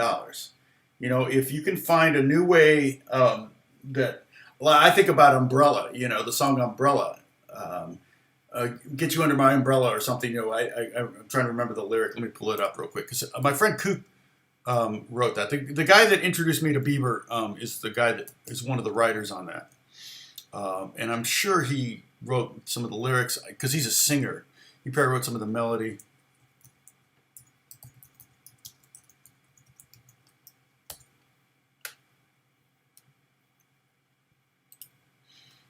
I know it says Ella, yeah, Rihanna. Okay, so no clouds in my stones, let it rain. I hydroplane in the bank, coming down with the Dow Jones. I don't recognize these lyrics. You have my heart. That's a rap, I think, at the BJ. Okay, so let me see. I don't want an ad to play. Thank you very much. You have my heart. We'll never be worlds apart. Maybe in magazines, but you'll still be my star, baby. Because in the dark, you can't see shiny cars. That's when you need me here. I'll always be there because when the sun shine, we shine together. Told you I'll be here forever. Said I'll always be your friend. Took an oath. I'm a stick it out to the end. Now it's raining more than ever. Know that we'll still have each other. You can stand under my umbrella. You can stand under my umbrella. It's spot on. It's exactly what I'm talking about. Okay. You have my heart. The best lyric in my opinion, there is a great lyric. I mean, keep in mind, Rihanna's dating at the point when she released the song. She was dating Chris Brown, which we know that was not the best situation. But she was already pretty famous. She'd already had a couple hits. Misunderstood, I think, was one of her hits. But Umbrella blew up. It was #1 for 8 weeks. My friend Kook bought a house with the money from this. Okay, that's what we're talking about. The advance from Sony was house money. But she talks about in the dark you can't see shiny cars. So that thing that you think impresses someone, when it gets down to it, when it's just the two of you, it's irrelevant, right? And so I thought that's a really good lyric. And then get under my umbrella, and when you're under someone's umbrella, you're close to someone. That's love. We're talking about, what you own doesn't matter. I love you, kind of thing. And that's kind of what that lyric's about. And it may have started this way. I don't know lyrically, but I could say Hammer. Okay, I want to write a love song called Hammer.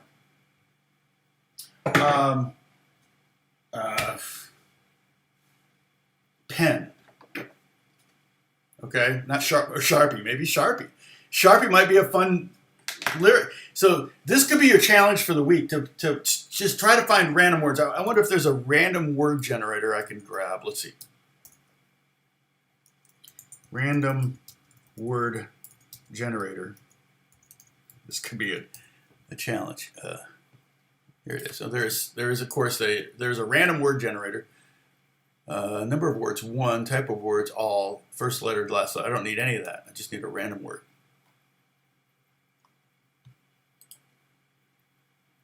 Oh, assume. Oh, I didn't see it. I'm like, where's the word? Okay, assume. What was the professor said? Don't assume anything. It makes a ass out of you and me. Right? Remember that? Assume. I mean, I wouldn't work that into the lyric, but let's say that's the word. Assume. How do you write a song called Assume that's a love song? Right?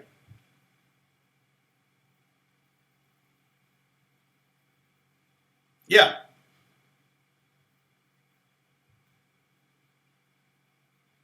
Yeah, those are. It's actually literally randomwordgenerator.com. I kid you not. Okay, I'm going to click it again. Generate random. Destruction. Oh, destruction. Ooh, let's see. That's that. Destruction. How can you?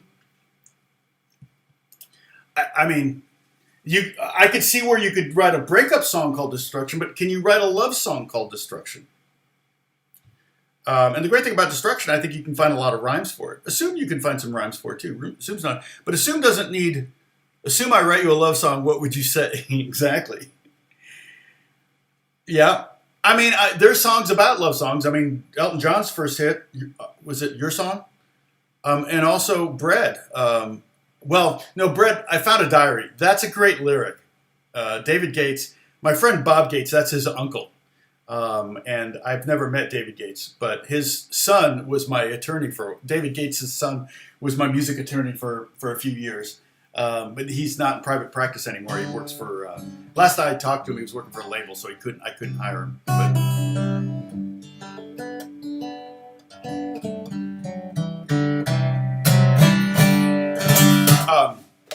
But Destruction, a lot of times what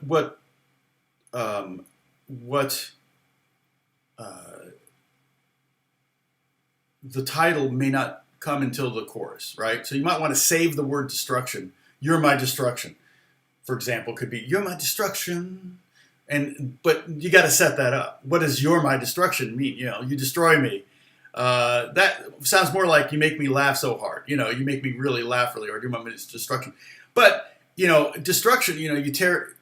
It could be I mean, you could easily take it negative. That's not hard. Like you tear me down like a wrecking ball, or she's a wrecking ball. She's a destruction, right? I think of the great song by Dolly Parton. Jolene, Jolene, Jolene, Jolene, Jolene.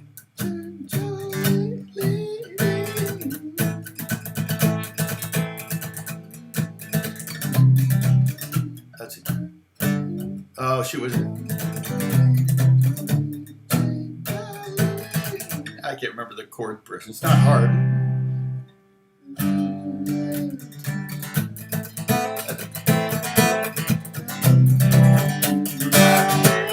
I mean, brilliant. She's such a great song. She's one of the greatest songwriters of all time. She wrote "I Will Always Love You," but Boom and Combustion. Yeah. I mean, you laugh, but it's like there's something, there's potential there. Okay. Let me see if I can find the lyric. I have this lyric. Nothing ever came of this song.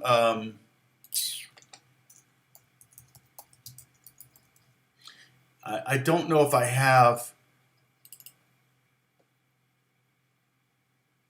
Oh, I do have an MP3 of it. I don't know if I have the chords written here, though, so that's the hard part, but maybe I do. No, I just copied this. And I kind of, sometimes see...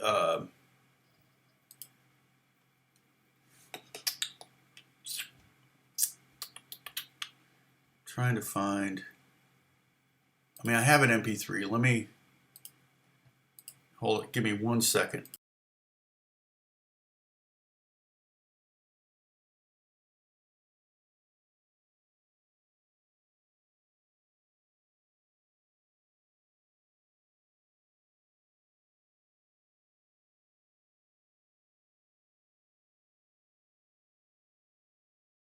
Sorry, I was just listening to an MP3. I didn't know what it was. I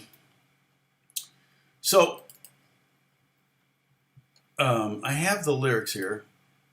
Let's see if the lyrics can. Oh, here we go. Oh, I do have chords. Okay, I guess I just put it all in one. I do have some chords here.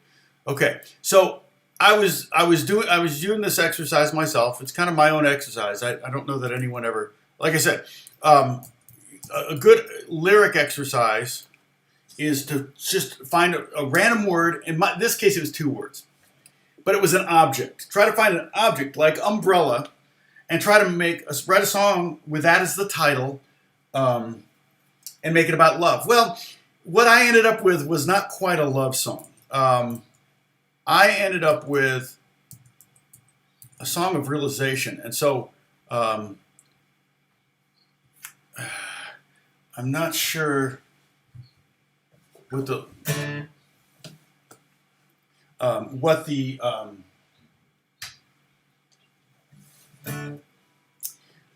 see, with the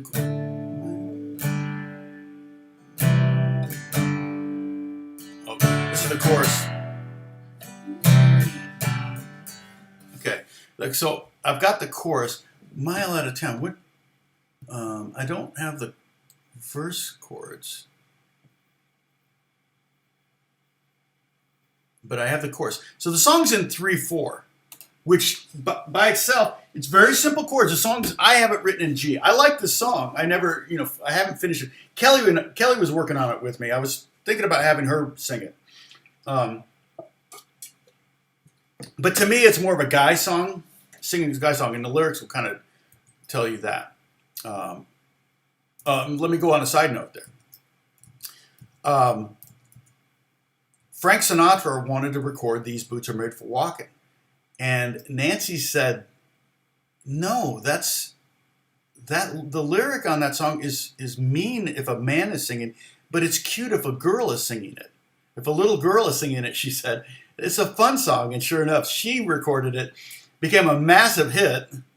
And it was because she was singing the lyrics that were, if you read the lyrics for These Boots Are Made for Walking, they're, I'm going to walk all over you. It's cute if a girl's singing it, but if a dude is singing it, like Sinatra's singing it, it's like, yikes, right? So she was 100% right. And so she convinced Frank to let her record it instead of him, and it became a massive smash for her. A great song. Love that song. So this lyric that I have, so the words that I came up with, I was walking home from Starbucks, and I was saying, okay, I need a word. I need an object, something. I look up, and just as I came to the intersection, the light turned yellow, and I went, yellow light, yellow lights. I got to write a song called Yellow Lights. I don't know what it means, but I'm going to sit down and write a song. And I got the chorus. I think I got the chorus. No, I didn't. I had the concept. I knew what I wanted to say. And so here's the verse. I don't remember at this moment the melody or the chords, but we're a mile out of town driving side by side. Your Ford and my Chevy, State Road 95. Okay, again, very much sounds like a country song at this point, and it kind of does. Through the hazy dust and the soybean fields, racing to the place where we go or yield. Now these are just rough lyrics. And then the pre-chorus is just seconds out of town. I speed up and you slow down. All right. And the chorus is, and I like this chorus, and it's in 3/4, but I'm doing like 2 chords per bar. So I'm going, 2. I'm running yellow lights, throwing caution to the wind. I'm running yellow lights, leaving you behind again. Oh no, leaving you behind again. No, that's not quite right. Running yellow lights, throwing caution to the wind. I'm running yellow lights, leaving you behind again. I'm running yellow lights, throwing caution to the wind. I'm running yellow lights, leaving you behind again. So you can hear. So the lyric is how I took this and turned it into a theme, an idea was, we're driving side by side down the road. We come to a yellow light, and I gun it, and she slams on her brakes. And that's the relationship. That describes the relationship. Isn't that cool? So in other words, I'm like ready to go. Let's get married. Let's do it. And she's like, yeah. She's pumping the brakes, right? And we've all been in relationships where we've been one or the other. I've been in relationships where I've been both. I had to convince Beth to marry. She didn't ever want to get married to anybody. I had to convince her. That was a class. That was where we were. And she did. No, I don't want to get married. Yeah, I don't think I ever want to get married. Her parents are divorced, and she's like, I don't know if I want to do that. And then 34 years later, she still thinks that. So, um, but I still love you. Destroyed, but I still love you. And we could change that. You don't necessarily need to use the word destruction. You could use destroyed. That might be a better word. So again, just like this chord progression, it's like, oh, I like this chord progression, but if I flip it, now that melody sounds more interesting. I like it better. That's what it's all about. It's about getting yourself out of that box. And at this point, if you haven't written a song, you don't have a box. Okay?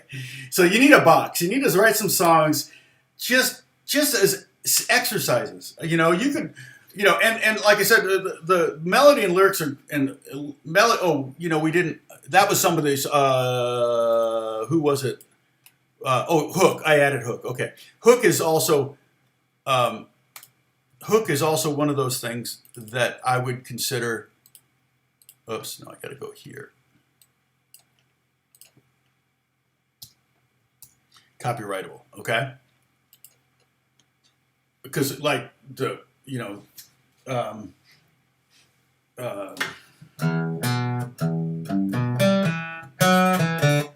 a hooker. That's a hook. That's a hook, but that's not the melody of the song. That's the hook, though. Hey, mom, say the way your mouth gonna make you. That's almost like a blues riff. I mean, that's the melody. You can write that out, but it's not. This is not what people think of when they think of Black Dog. That's what they think of. So, for the most part. Sometimes, but the problem with doing the melody first is that if you have to be flexible on your melody. And I've got songs, well, I think I was working on Madeline, okay, the song I sang for you last week. And I was, singing it, and there's something called iambic pentameter, and there's something called emphasis, and you don't want to put the emphasis on the wrong syllable. And I might have to change some melodies here and there to make Madeline work, because I didn't like the way the words paced. The certain words fell on certain beats. So you might have, sometimes she likes what she sees in the mirror as she makes herself. That is clearly a first line to me. I clearly wrote that line because that one works with the melody. But then I have ones like, in her 32-room mansion, she talks to her cat and says. Second half of that works fine, but in her 32-room mansion, that lyric is tough to sing and not have it sound like you're putting the emphasis on the wrong syllables. In her 32-room mansion, she talks to her cat. So some of that may need to change, in her 32-room. No, that doesn't work. But you know what I'm saying? There's sometimes where it just feels like it's a little forced. And I know there's a band that shall be unnamed because I work with them. But they're very, I've worked with one of them. And they're famous, and they will often do they're like, oh, we've got the melody here, but we don't have enough lyrics. So they'd be like, sometimes she likes what she sees. And I'm like, no, don't do that. That's so lazy. I hate that kind of stuff. But it ended up being part of their sound. But it's just funny to me. It's like, you could write more lyrics.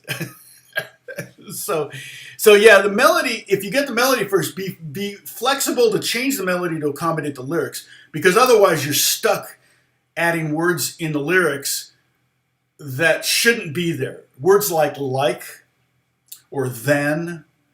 There's certain words that are just filler. And what's that what's that Gramercy, or what's that software now that advertises all the time on YouTube and talks about this is the way to say this, and this is unnecessary words here, and blah, blah, blah, that thing. Hey, Jaycom.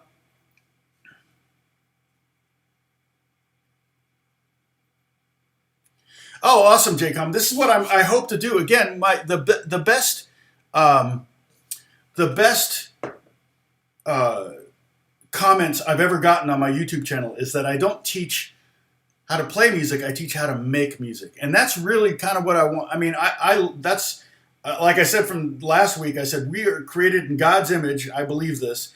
And God is creative. He created the universe, the world. He created. Look at the plants. Look at the flowers. Look at the insects. Look at the spider. Look at the fly. Look at the, look at the animals, the crazy things. All that. That's the byproduct of an amazing creator. And so we're part of that, and we have that in us, and we have to create. So creating is something that you have to do.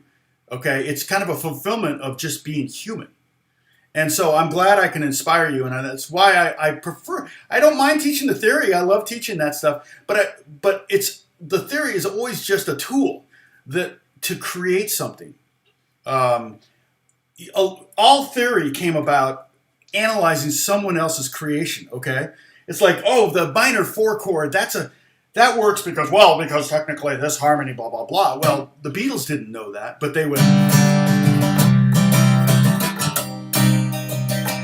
Right, and so it was like, hey, this sounds cool. Let's play a minor 4 chord. Let's play a C minor chord instead of C major. See what happens. And it, people came by and explained it later. All right, so that's theory. All theory originated in explaining what somebody else had done.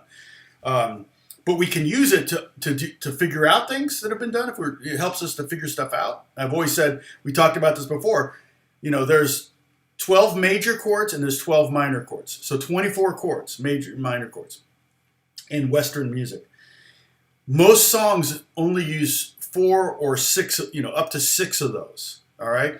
So if you can find out what key the song is, then you can eliminate 18 of those chords, and that makes it a lot easier to figure out a song if you know the 6 chords this chord could be, and then the next chord could be, and the next chord, rather than having to sort through 24 chords. Okay. So theory serves its purpose, but. Old Christmas songs, it depends. If they are hymns, like Silent Night, that's public domain. It has to be 75 years after the death of the creator, of the last living creator, is my understanding. So you can still record a public domain song, but you just want to, not a copyright song. It's not illegal to record it. But you need to, you'll need to contact Harry Fox, and they have a online setup thing where you can go and if you go Google Harry Fox, you can go there, enter the song. You can say how many units you're going to release. If I think the default units thing is like 1,000 units, so you have to pay a certain amount of money. I forget, it's like $35 for the song, and then I get checks all the time from Harry Fox. Okay, almost monthly I get checks from Harry Fox because somebody's covering one of my songs somewhere. Okay. And putting it on a record somewhere, which is cool.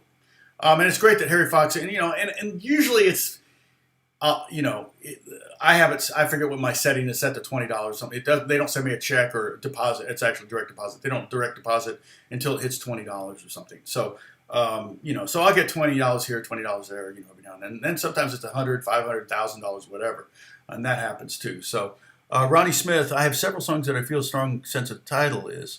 Should I insist that my lyricist adhere to my title? No, you should not. The lyrics are going to generate the title. But I'll tell you, if you're writing instrumental songs, you can name them whatever you want. And that I always have a hard time naming instrumental songs. I mean, that the gypsy jazz thing I did called Question Mark, right? That was just a rant. Question Mark. It was like, okay, that's the name. There was nothing inspired that.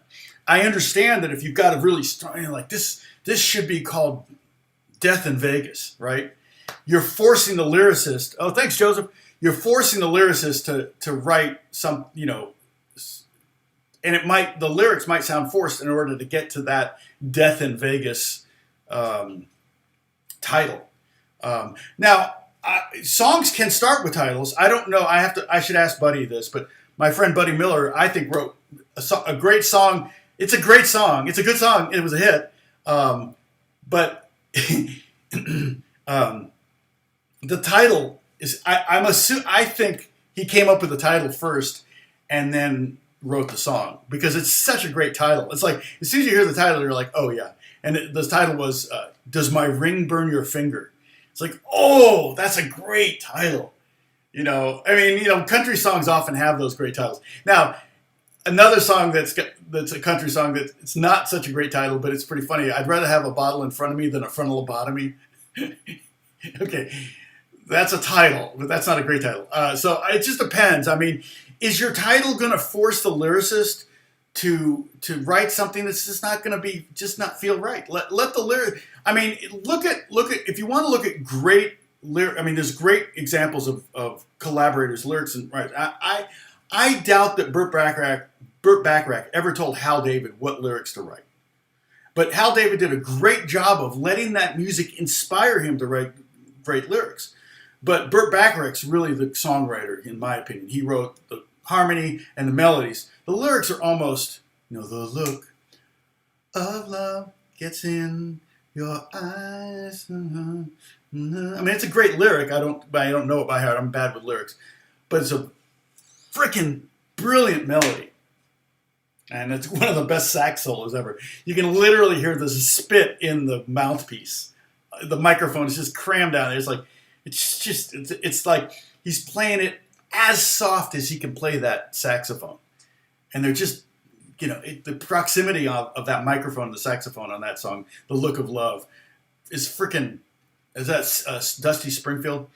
Really great recording. Just unbelievable. So that's kind of so Ronnie. I hope that doesn't bum you out, but I would you know challenge the lyricist to maybe write a lyric you know to your title, and occasionally there are songs that have titles that aren't in the lyric, but you know I wouldn't insist on it. I would go ahead and let them come up with a title for it. So. You know, and there are song mills in Nashville where they'll finish your songs for it. Where was your comment? I saw it when it popped up because you were. I hadn't seen your name up here before.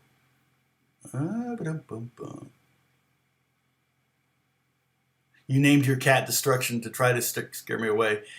Now you purr like a Cheshire cat. Now, okay. Now, one thing.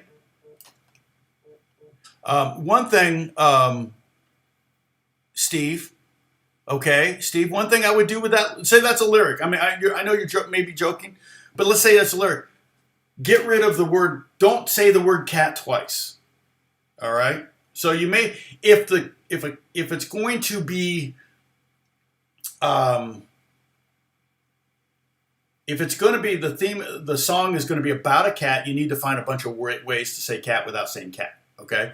So you could say, now you purr like she does. Or you purr like a Cheshire and let people finish that thought, okay? Because Cheshire might be a good way to end a phrase because Cheshire might be a good rhyme for something, okay? But that would be my recommendation there. Don't try not to use the same lyric twice, the same word twice. Same lyric twice, that's fine. You know, like in my yellow, and of course I'm going to quote myself here, but I'm running yellow lights, throwing caution to the wind. I'm running yellow lights, leaving you behind again. And that's what's called a soft rhyme.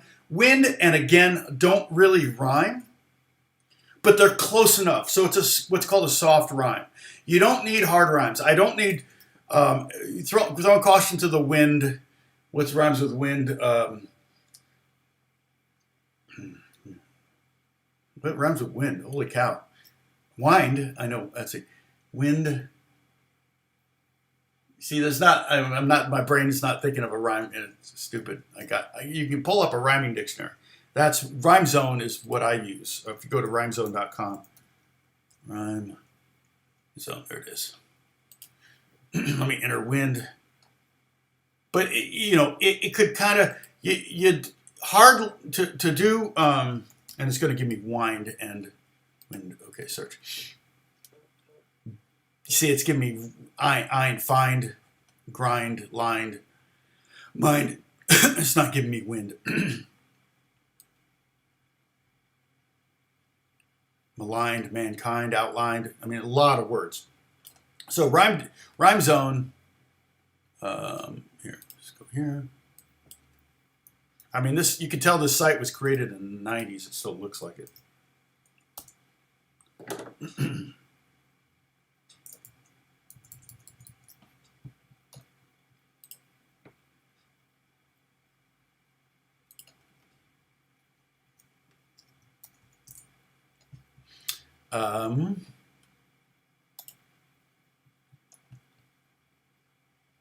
So RhymeZone is a great little website you can use to oh, thank you, Stephen. God bless you. Kin. Oh, kind. Oh, wait. Kin. Kin would be technically kin would be a soft rhyme. But let's say running yellow lights. Let's say I wanted to do. Okay. So first lyric of the song is: a mile out of town, driving side by side, your Ford and my Chevy, State Road 95. Technically, that's a soft rhyme because side and five aren't exactly the same. If I want side, God, see, now I got to get rhyme zone out again. My brain just goes blank on this right now. That's why I use things like, okay, side. That one they will have rhymes with. Okay, bide, chide, bride. Okay, bride, awful word. But your Ford, my Chevy, husband and bride. See, now, so what I'm doing is I'm trying to get that hard rhyme. Now, we're talking about lyrics. I didn't really plan on talking about lyrics today, but totally fine doing it, okay? And hopefully this is helpful. Oh, okay, let me shut this. All right, here we go. So,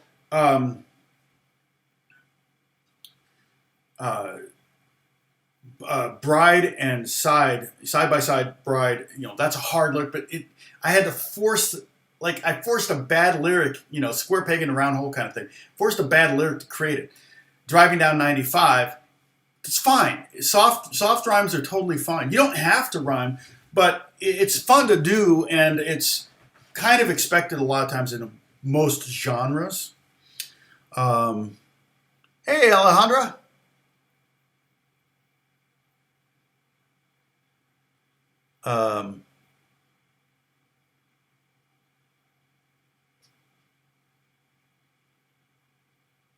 Yeah. Well, and that's another thing too. You can have I can have a lot of chords in a very simple melody, or I can have one chord. Have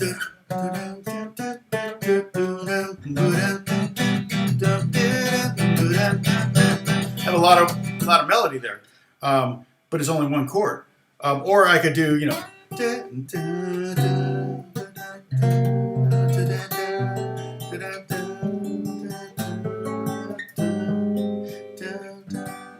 this is one note, but yet the chords were complex and changed every beat. So there's no rule for that, and it's personal preference and style. And so Paul Simon has a style.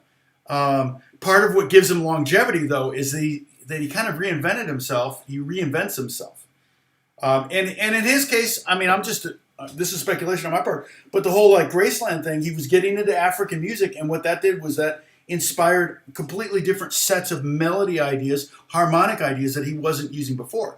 Like in some ways, his melodies and harmonies got a little bit less complex when he put the guitar down.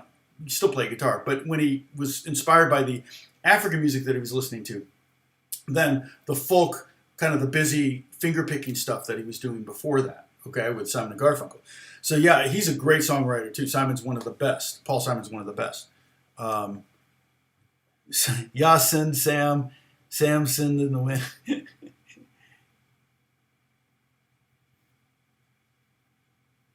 Blowing in the wind. The answer is blowing in the wind. What did Lena? Oh, can you write lyrics without rhymes? Yes, you can. And Lena, I know English isn't your first language, so it probably you're at a disadvantage in that. But that's where the rhyming dictionaries come in real handy. I used to have rhyming dictionaries. I don't have them anymore because of the internet. And I'm probably going to regret. If the internet ever goes down, I'm going to be like, dang it, I can't find a rhyme for this word. I'm going to have to create my own rhyming dictionaries or find them at thrift stores. Of course, if the internet goes down, paperbacks are going to be like $500 each. So Um, Chinese lyrics don't always have rhymes. Okay, right, right. And well, it's same. The Japanese with the haiku. It's not important to rhyme. The important thing is the syllables per line, right? Um, yeah, the rhyming thing may be more of a Western thing, and Lena, it might be Trey. Like if I worked with a Chinese pop writer, I don't think I've worked with Korean pop writers. Um, Ali, I worked with a girl named Ali. She's pretty big in Korea, um, and I wrote with her a little bit, um, but um, got cobwebs on my leg. I didn't even now notice. Not from that spider though. Okay, Jack, take care. Yeah, it's. I've been going long. I know that. So we're talking about. So um, we're we're going to talk about more things. In regards. We're hitting on a lot of stuff, but for me, it's kind of been free form. I don't really have a particular thing I want to teach, but I'm loving the questions over here. Um,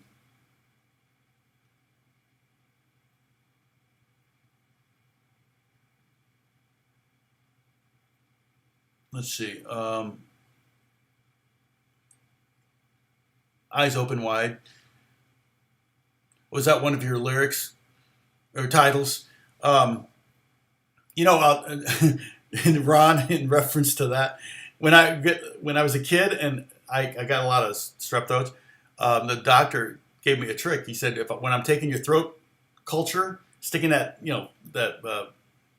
essentially that really long Q-tip down your throat, he said, open your eyes really wide and you won't gag. And it totally works. If you open your eyes really wide when you get to throat culture, you won't gag. So anyway, when you say eyes open wide, that's what makes me think. Um, Lyrics aren't poems. It's true. Poems are different. Poems don't have to rhyme, but lyrics also uh,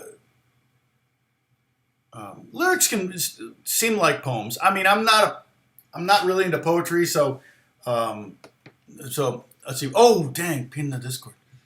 All right, yeah. Let me grab that Discord link. Hold on a second. Where is that? It's actually in here. We do have a lot of new people. Appreciate that.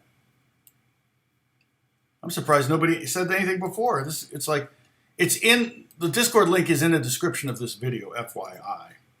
So you can click on that. And what I'm going to do is I'm going to pin it so it's up at the top. And the Discord is the group, the group that most of these people are part of, and they'll continue this discussion. My goal is, and I apologize, I haven't looked. We have a questions about guitar gear. So people do your own stuff. So we have people posting their own stuff here, and that's kind of what we're going to be doing. And I will have to check this stuff out. Let's see. So I wrote the song a year ago with my music. Okay, so I'm going to listen to some of these. Okay. David Tiller. My homework chord progression for Monday. I've done this song. Okay, cool. Okay, awesome. I love that it is for me. Okay, chord progression riff B for Tom podcast homework. Okay, great. Sorry. I asked you to do something you did it, and I didn't listen. So I'm going to listen to all these. Oh, Paul, there we go. Okay, and if you're okay with it, I'll be honest or give just suggestions. Let's see. How far back do we go here? What's today? Okay, so that's different. Okay, so Gary's thing is not part of this. I want to make sure that. Okay, I'll start checking out. Oh, I see. Right here, Lena, I think you're the first one. So I'll check these out today and make comments. I may or may not find anything wrong with them. I mean, it's technically art, so it's in the ears and the eyes of the beholder, and so I probably won't have any real suggestions or criticisms necessarily. Unless it's a blatant ripoff of a pre-existing song, and that's there you could write you could write a new song based. I actually did it, a pop song based on Beethoven's. They used the hook from Beethoven's Ninth Symphony. Ba, ba, ba, ba, the super easy melody.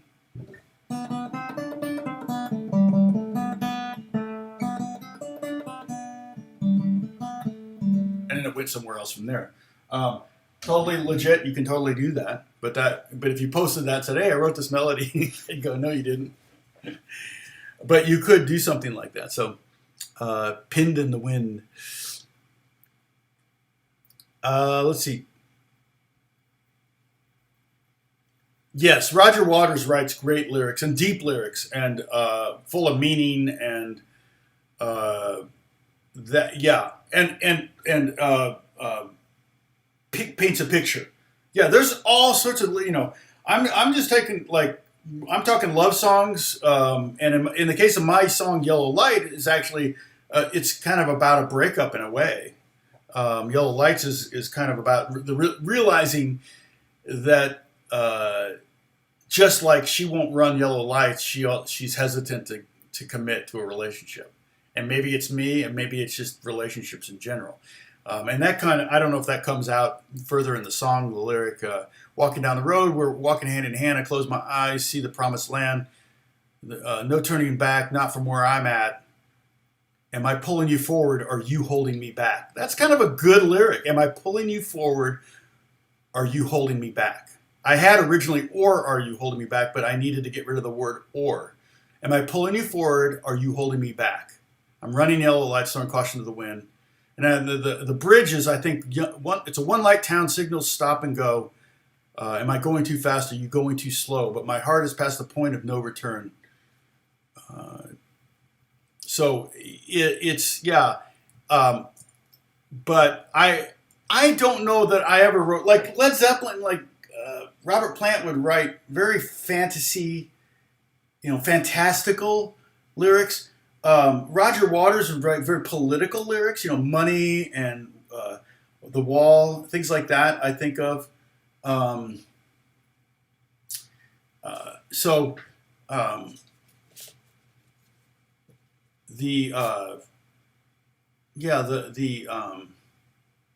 I want to interview. I keep putting it off. I had lunch with him a couple weeks ago and we had a great time. But my friend Joe DeBlasi, he actually played guitar on the wall, and he wrote a song on the wall. Which, if you're fans, if you know it, let's see, it's he wrote this.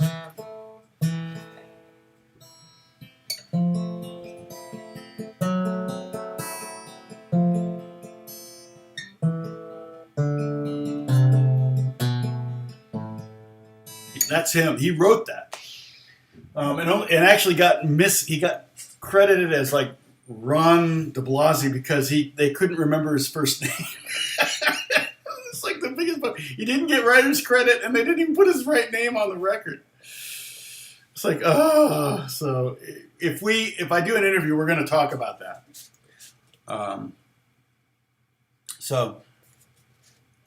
There's probably a musician's joke out there. What's the most common song form in Sweden? ABBA. ABBA. And song form, we talk about song form. AABA is a type of song form that's not written as much anymore, okay? That song form is not, it may still be if you really analyze it. Today's songs is like verse, pre-chorus, chorus, verse, pre-chorus, chorus. I forgot. I meant to tell you this. So remember, we were messing around with this song, right? We had a melody. I don't remember everything, but it was like.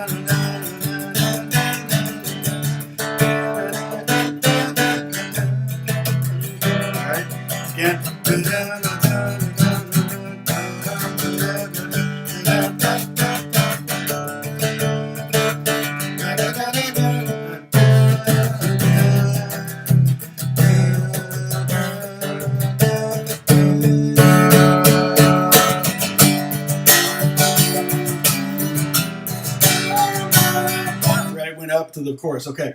The thing you can do, though, that I like to do is do the pre-chorus. The second time around, don't do the pre-chorus. So it does two things. One, it keeps the song from being like a carbon copy of itself. It also gets you to the chorus faster, which may have an impact, emotional impact. It's like you're expecting this da-da-da-da-da, whatever the pre-chorus was, but you're not. You're getting the ba ba ba, right? And it's like that hook, that chorus melody is like a shout thing. It's like you could see it dropping down to just drums and everybody just ba ba ba, right? So that's kind of part of the vision when you're writing a melody. You can visualize, oh, I can see it being done this way or that way. Now that melody I don't have lyrics for, so now you got to find lyrics. Now, same thing that you have to be flexible with the melody when you're trying to cram lyrics in there. You also have to be flexible with your lyrics if you're trying to cram melody. It's easier to be flexible with a melody than lyrics sometimes because, again, like I said, some people, it's like, I want to go, go, go to the show, show, show. It's like you're just saying go, go, go 3 times because you want 3 melody notes there, and you're saying show, show, show 3 times because you want 3 melody. You could have just said, I want to go to the greatest show in the earth, whatever. You could have said more. You could have been more, taken another 2 minutes to come up with more lyrics, essentially. So, thank you, Jan. No worries. Sounds like let's spend the night together. It could, yeah. It kind of does, doesn't it? So, and everything's going to sound like something when you're ultimately doing it. Now, there was something I wanted to. I need that. Okay. Well, I'm gonna, like I said, I'm gonna go to the Discord thing and I'm gonna listen to those. I'll at least give you, a thumbs up so you know that I listened. And then I've gone. Well, this is what I've gone. 2.5 hours, so pretty good. Please sing a song to my coffee maker.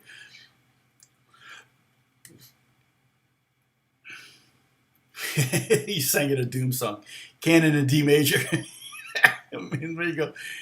I'm learning Maroon 5's memories based on Canon in D major. Oh yeah, Canon D major. It is in D major. Yeah. Oh, that's nice. I haven't heard that. I'll have to check it out. I mean, you can listen to Adele's new song. It's a great song, and you can kind of map it out if you want to, what's what. Sure, getting a lot of spins. Very simple, Okay. Yeah, I saw that you sang a Doom song to your printer. Oh, scroll. Okay. How far up do I have to scroll? Pepper, where are you, Pepper? Here. Tom, my comment. Oh, shoot.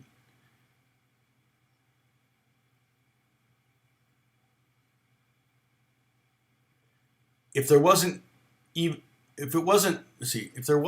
for basic creation, we wouldn't have the wheel or the tools to make your life better. Exactly right. I agree with that. Yep, exactly. And doesn't the sunset make your life better? And doesn't, the sound of the ocean or the shade of a tree or, all those things, part of God's creation, and that's, you can write a song that makes things not better, like I said, tension is, tension creates, release. You could have a song that's got a lot of tension.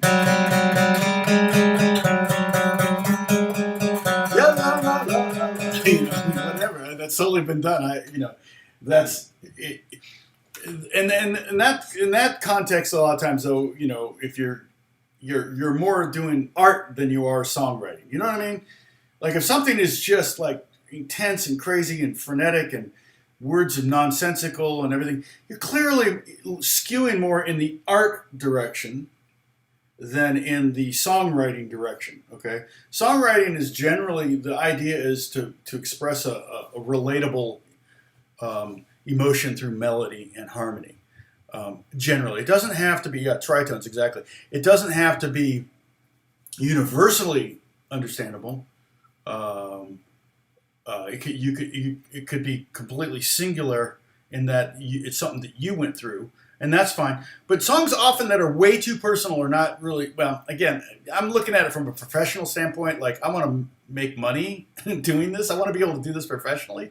So writing songs that are too personal may be great therapy. And again, I bring back Yellow Raincoat by Justin Bieber. He was writing that about. It was a very personal sentiment. It wasn't a hit for him, but a lot of people. A lot of people heard it.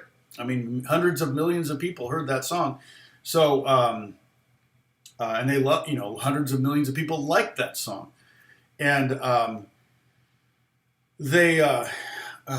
I've got one song with Justin's got a couple 100 million listens on Spotify alone, so I know it's hundreds of millions on other streamers. But it was a very personal song for him. But he even then saw Yellow Raincoat as symbolic. I'll put on my yellow raincoat and I'll be protected from all the criticism that's all around me, right? And that's basically what he was doing because he was hearing all that criticism. The poor kid. I get a kick out of the negative comments. I actually did a screenshot. I should post it on Discord, where there were two comments, one right after the other, and one was, "You're an awful teacher." Another guy said, "You're the best teacher I've ever had." And I was like, almost to the point where I thought that it was the same guy. He just logged into two different accounts. But yeah, so a lot of times the songs, I've written probably 40 songs with Justin, and most of them are just personal songs that will never get released. And so I was kind of helping him use songwriting as therapy, which I think it's a great thing. And I'm totally fine with you writing songs, that are personal songs and that maybe deal with some issues or help you look at things, some of your issues from outside. I mean, and sometimes it really helps to write things down. That's what journaling is good, but songwriting can be just another form of journaling. So have a good weekend, Leo, or week, Leo. I would,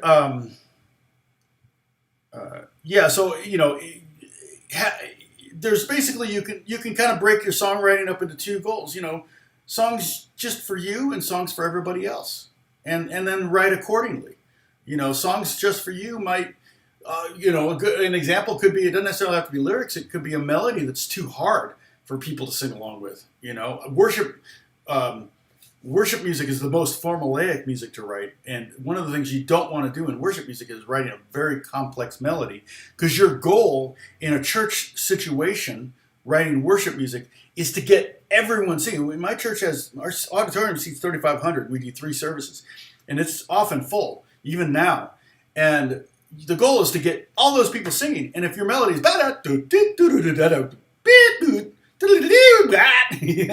that's your worship song melody, no one's going to do it. So you want, if it's if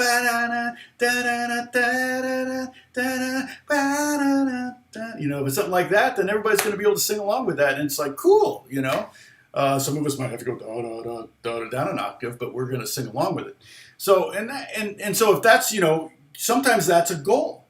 Well, there's a song that was in Spanish that was a hit in the '60s, and it was.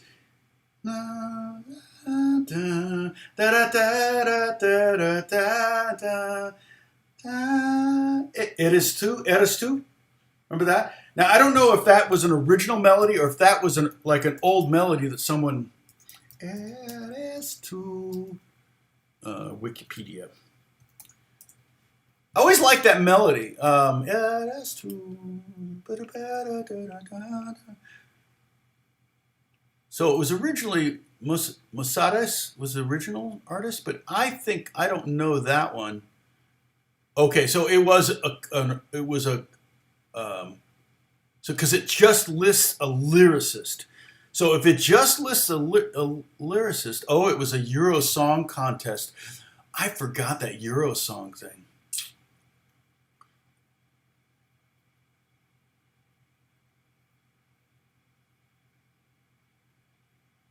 Okay, so apparently somebody else did, a Yugoslavian group did it in '66. So that melody.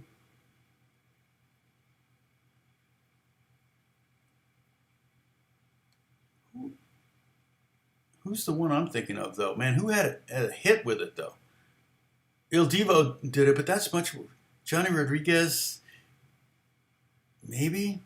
But I thought it was a female singer. Who am I thinking of? So I guess that let me look at the worldwide success, plagiarism, controversy. Okay. Popular Spanish song written...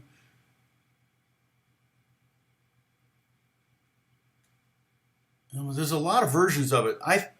Doesn't say...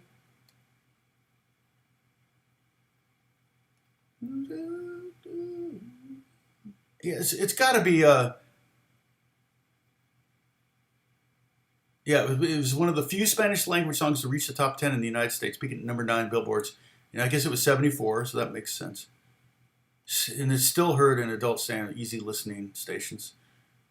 Okay. The original English, let's see, the B-side.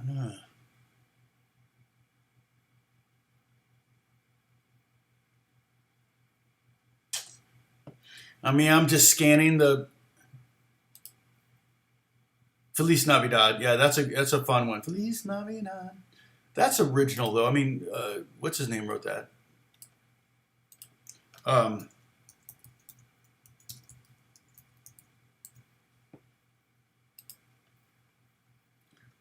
Songwriter Jose Feliciano. Yeah, he wrote that. That's completely original. So that's not a, but the NS2 is, and Feliz Navidad was a hit. Yeah, that's one of the few Spanish hits in the U.S.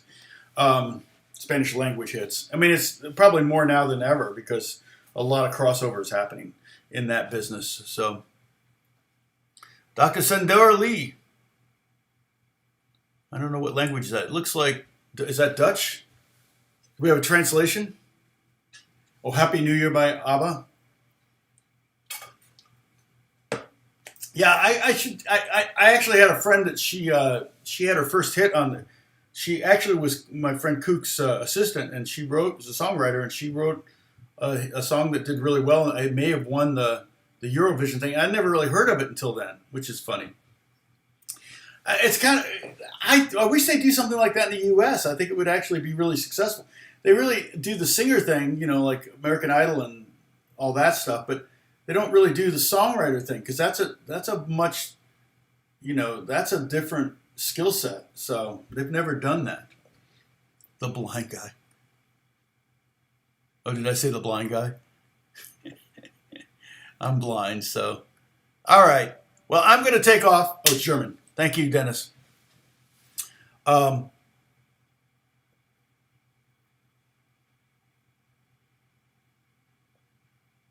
I will.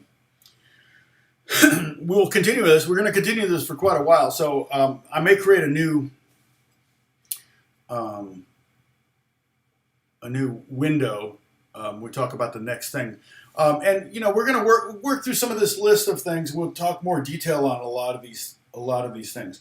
We haven't talked really much about meter, tempo, rhythm, keys, production, timbre, dynamics, inspiration, all that stuff. I kind of allude to it or make a reference to it, and we haven't really spent a lot of time on each of them. So song form is another thing. All these things we can handle this. But I'm going to go to Discord now. I'm going to listen to your things that you've been posting up there, starting, and you can continue using things that we talk about. That guy talking is very handsome. No, I'm not. But thank you. If that's who you're referring to me. So, I'm old is what I am. I do have crazy hair right now. And the fly is not DOA, MIA, which I don't mind. Got my banjo out. I was doing some banjo licks. I was thinking about doing a video. Oh, I'm going to have a new video drop on Thursday at noon, I think. Just Bluegrass Jam Track in C, by the way. So the G one's done so well, I thought, I'll start doing some others. And, of course, I had to wait a month before all the copyrights went away. So they're now gone. Idiots. It's just bots that are snagging. Oh, this is the same. It's like there's no melody. It said, oh, you'd use the melody. There's no melody. It's just strumming guitars, for God's sake. So that'll drop on Thursday. And then I'm hoping to have my kind of favorite licks of the song question mark come out next week. It's just taking a long time because it's a lot of graphics. I may do, for anyone interested, I may do 5 basic banjo rolls. Okay, I'm working on them myself. I would love to be able to get them like Foggy Mountain Breakdown fast. Some like 2 of them I can do that fast, but there's the 3 other main ones that I really can't do that fast. So what I'll probably do is slow the tempo of everything so that everything is at a certain tempo and not like lightning fast like I'm showing off. So, okay. Oh, Ron Smith, I did a rewrite of "Oh Holy Night." The arrangement started off normal and eventually metamorphosed into a whole new melody, including the beloved "Fall on Your Knees." They loved it. Oh, that's awesome, Ron. That's very cool. Yeah, and it's a lot of times too with like contemporary worship songs, they'll write a song and then they'll use a hymn or something as the chorus, or they'll use the verses of the hymn and then the chorus they'll write. Actually, it's more often the other way around, yeah, though, because hymns are often just verses. So hymns are a form, you know.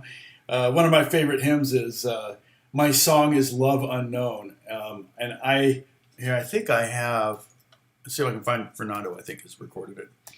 My friend Fernando Ortega is a really good singer, piano player, and songwriter.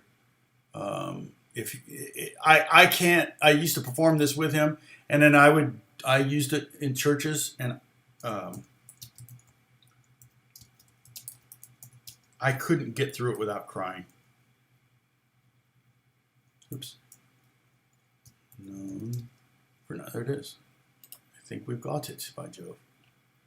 Yeah, so here, you can check this one out. This is a beautiful hymn. And again, like I said, it's, I don't want to, hold on a second.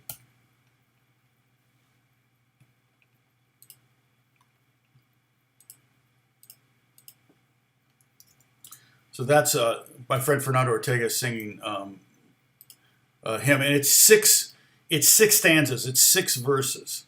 There's no B section. But a lot of times because there's no B section, what a lot of contemporary worship songwriters will do is they'll take a hymn and then they'll write a B section to it. And of course, to me, it's a little bit of an ego thing. But, oh, gosh, that reminds me, I got to send a song to Josh. Because last week, Josh Flake was asked, I told him about a worship song. I got to send that to him. Josh, you're not there today, are you? I haven't seen you here, so I got to try to find him. I think he's on Facebook. So I got to send him that song so he can do it in his church if he wants to. Because I wrote a worship song for Christmas, and I always hated leading worship at Christmas time because everybody, you know, the higher ups always wanted you to do like, you know, "Hark the Herald Angels," and just you get tired of doing arrangements of these stale melodies that you're just tired of singing, you know, and lyrics that you can't memorize and you have to read them, and that just doesn't ever. You're just never there. You're never 100% there. So I wrote a worship song. It was very simple lyrically and very simple harmonically. It was 2 chords, 2-chord song. And a lot of churches did it. I've had a lot of churches do records of it and everything. So it's called "Glory to God in the Highest," which is such a common title that you wouldn't find it if you looked for it. So I have to send it to him. But that's awesome, Ron. I love that. Bob L. Tom. What is the make and model of your chair without arms? I know, right? It's hard to find a good chair without arms. I think I just got this. I don't know what the make and model is. I got it at Target, and they don't sell them anymore. I'd buy 5 more of them. Fortunately, I had another one. Alex got one. This is Alex's, and mine started to squeak. I think I oiled it or something, and then that was the worst thing I could have done. It was squeaking from the end. And when I'm recording it, I can't have a squeaky chair. So yeah, it was at Target. But IKEA might have something like this. This looks like an IKEA chair, but it was really Target. So it wasn't expensive. And it's got wheels, which are great because I'm, moving around. The drag is I'm always running over guitar cables and headphone cables and stuff. So that kind of bums me out, but I haven't ruined a cable yet. So, all right, I'm going to take off. I could just chit chat all day, but I got to listen to your songs, and our viewership is way down now, Holly. I started saying goodbye like a bad parent. I said goodbye like 30 minutes ago. So I will sign off. See you guys next Monday, unless I get on. I may be doing some writing, and I feel like, okay, let me do some writing and then log in so you can see the process. But the problem with that is that if I come up with something that's like, oh crap, that's a nice hook, I don't want anybody to steal it and release it before I can get it out there. So, okay. Anyway, that is all for today, and God bless you all. I'll talk to you